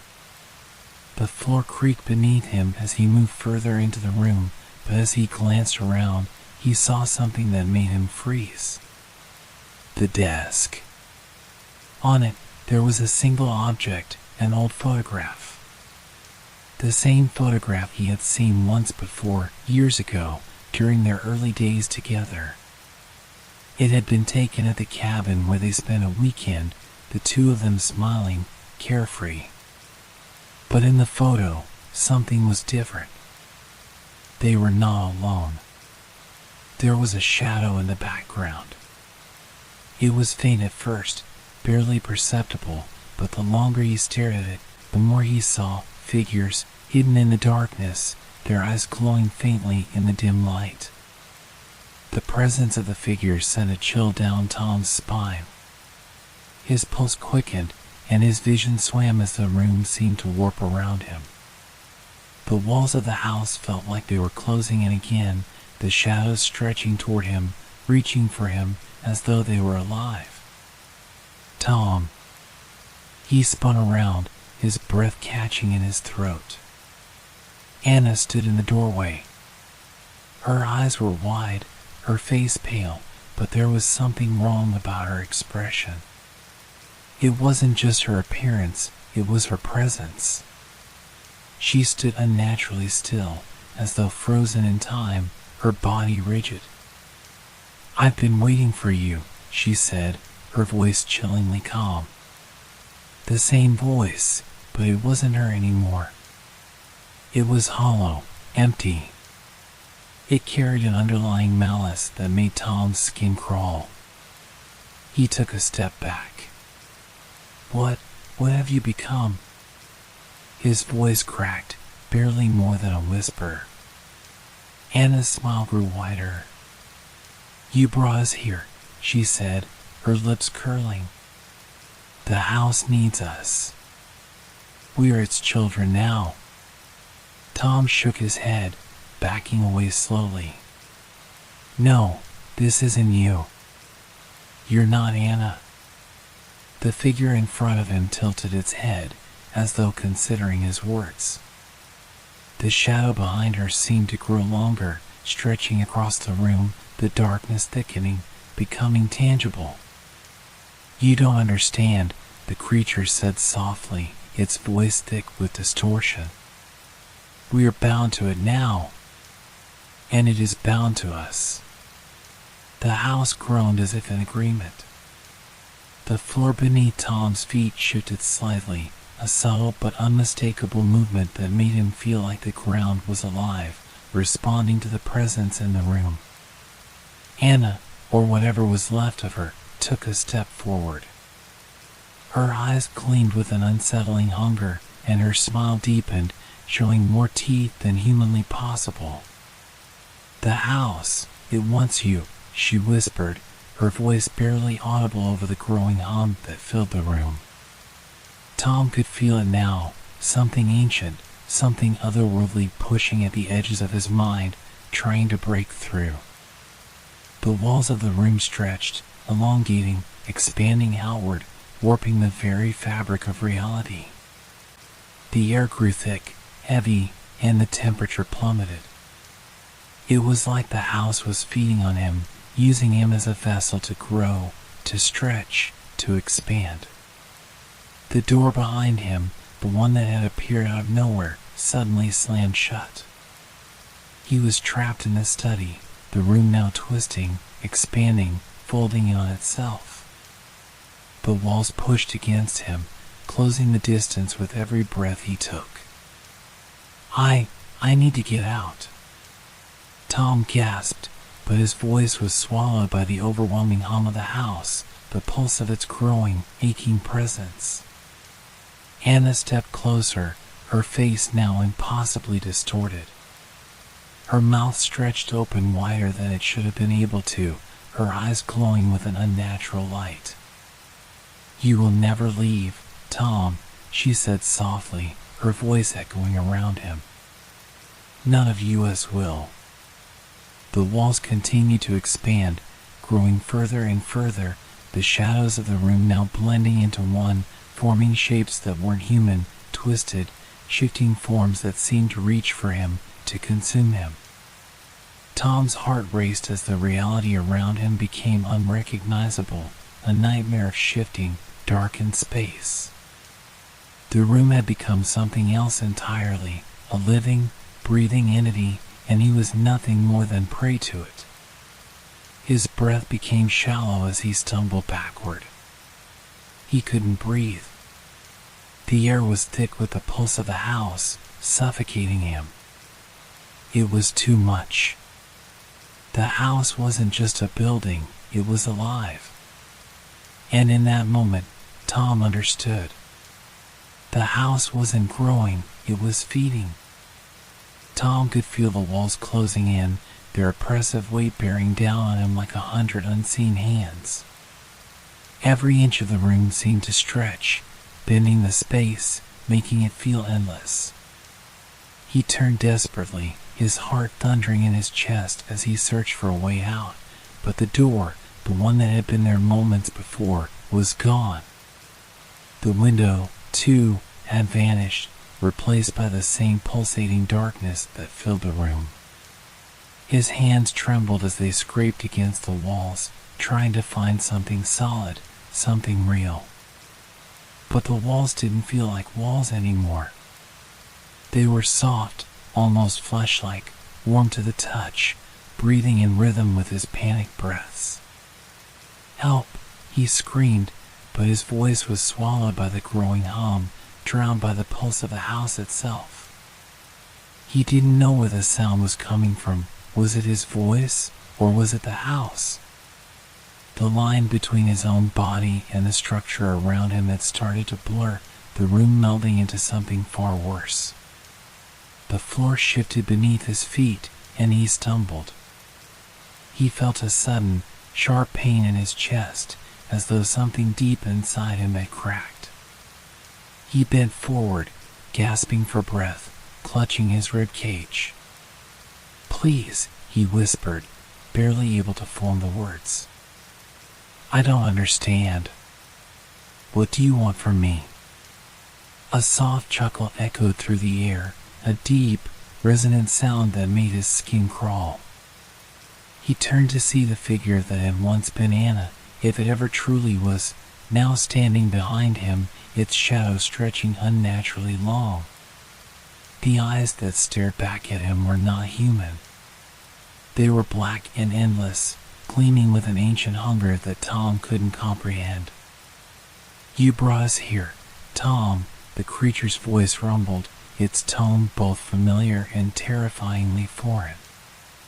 "You let us in, and now we are part of you. You can never escape. We never leave." Tom's stomach churned as he felt the weight of those words settle deep within him. The walls, the room, everything around him seemed to be growing, reaching deeper into his mind, twisting his thoughts. The shadows were crawling closer, like tendrils reaching for his soul, and the weight of their pull was unbearable. "Anna, where is she?" Tom managed to gasp, his voice cracking.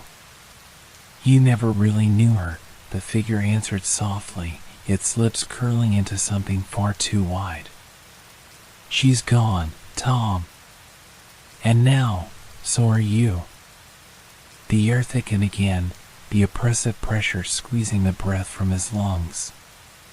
He felt like he was suffocating, but no matter how hard he tried to take in air, it felt as though it was being sucked away, as if the house itself were consuming him, piece by piece. Tom staggered backward, desperate for any escape, but there was no way out. The walls were closing in, the room was folding in on itself, and he was losing his grip on reality. His thoughts were fragmented, memories slipping through his fingers like sand. His mind was breaking, and the more he struggled, the stronger the house's hold became. "Stop! Please, stop!" he cried out, but his words felt hollow, meaningless in the face of the growing darkness. The creature, Anna, tilted its head, eyes narrowing in amusement. "You can't stop what's already been started, Tom. You're part of this now, just like she was. Like we all are. The house is our home, and it will never let you go." The walls pulsated again, the rhythmic beating of the house's heart now in sync with Tom's racing pulse. He felt something crack inside him, as if the last threads of his sanity were unraveling. The darkness pressed in tighter, suffocating him, drowning him in the weight of the house's presence. The floor beneath him shuddered, and Tom fell to his knees, clutching his chest. He gasped for breath, his head spinning. The world was warping around him, the room blurring, bending in impossible ways. The hum of the house grew louder, filling his ears, drowning out everything else. And then, as though summoned by his terror, the floor split open. A gaping crack tore through the ground, opening wide like a maw, revealing the dark void beneath the house. From within the depths, something stirred. "You never had a choice," the creature whispered, its voice echoing in Tom's mind, reverberating in the very walls of the house. "The house has chosen you, just as it chose her. And now, it will take you in." Tom's chest tightened as he saw something moving in the dark void beneath the floor, a shadow, creeping, reaching upward. He tried to scream, but the words caught in his throat. The shadow loomed larger, closer, the air growing colder as it approached. The house was alive. The house was a thing, a creature, a force that lived in the bones of the building, in the walls, in the floors, in everything that surrounded him. And it wanted him. It needed him. The shadow stretched toward him, a dark, inky form that seemed to crawl across the floor, the walls, the very air. Tom tried to move, to crawl away, but his limbs wouldn't obey him. He was trapped in the house's grip, unable to escape. He reached out, grabbing for the edge of the walls, his fingers digging into the rough texture of the floorboards, but there was nothing left to hold on to. He was sinking into the dark, his body being pulled toward the void, the room spinning around him. "No!" Tom shouted, his voice hoarse and broken. "I won't be like her." But it was too late. The shadow engulfed him. It was cold, suffocating, a living darkness that seemed to devour everything it touched. His mind fractured under the weight of it, his thoughts slipping away, his memories becoming nothing but echoes in the blackness. The house, the thing, was complete. It had taken him. It had taken his mind, his soul, his very being. And now, there would be nothing left but the house. Tom's body was now part of the house's ever-expanding form, consumed by its hunger. The walls pulsed, the floors creaked under the weight of its existence, and the shadows continued to stretch and twist, reaching ever farther, swallowing all that came near. The house that grew had claimed its final piece. And now, it would wait.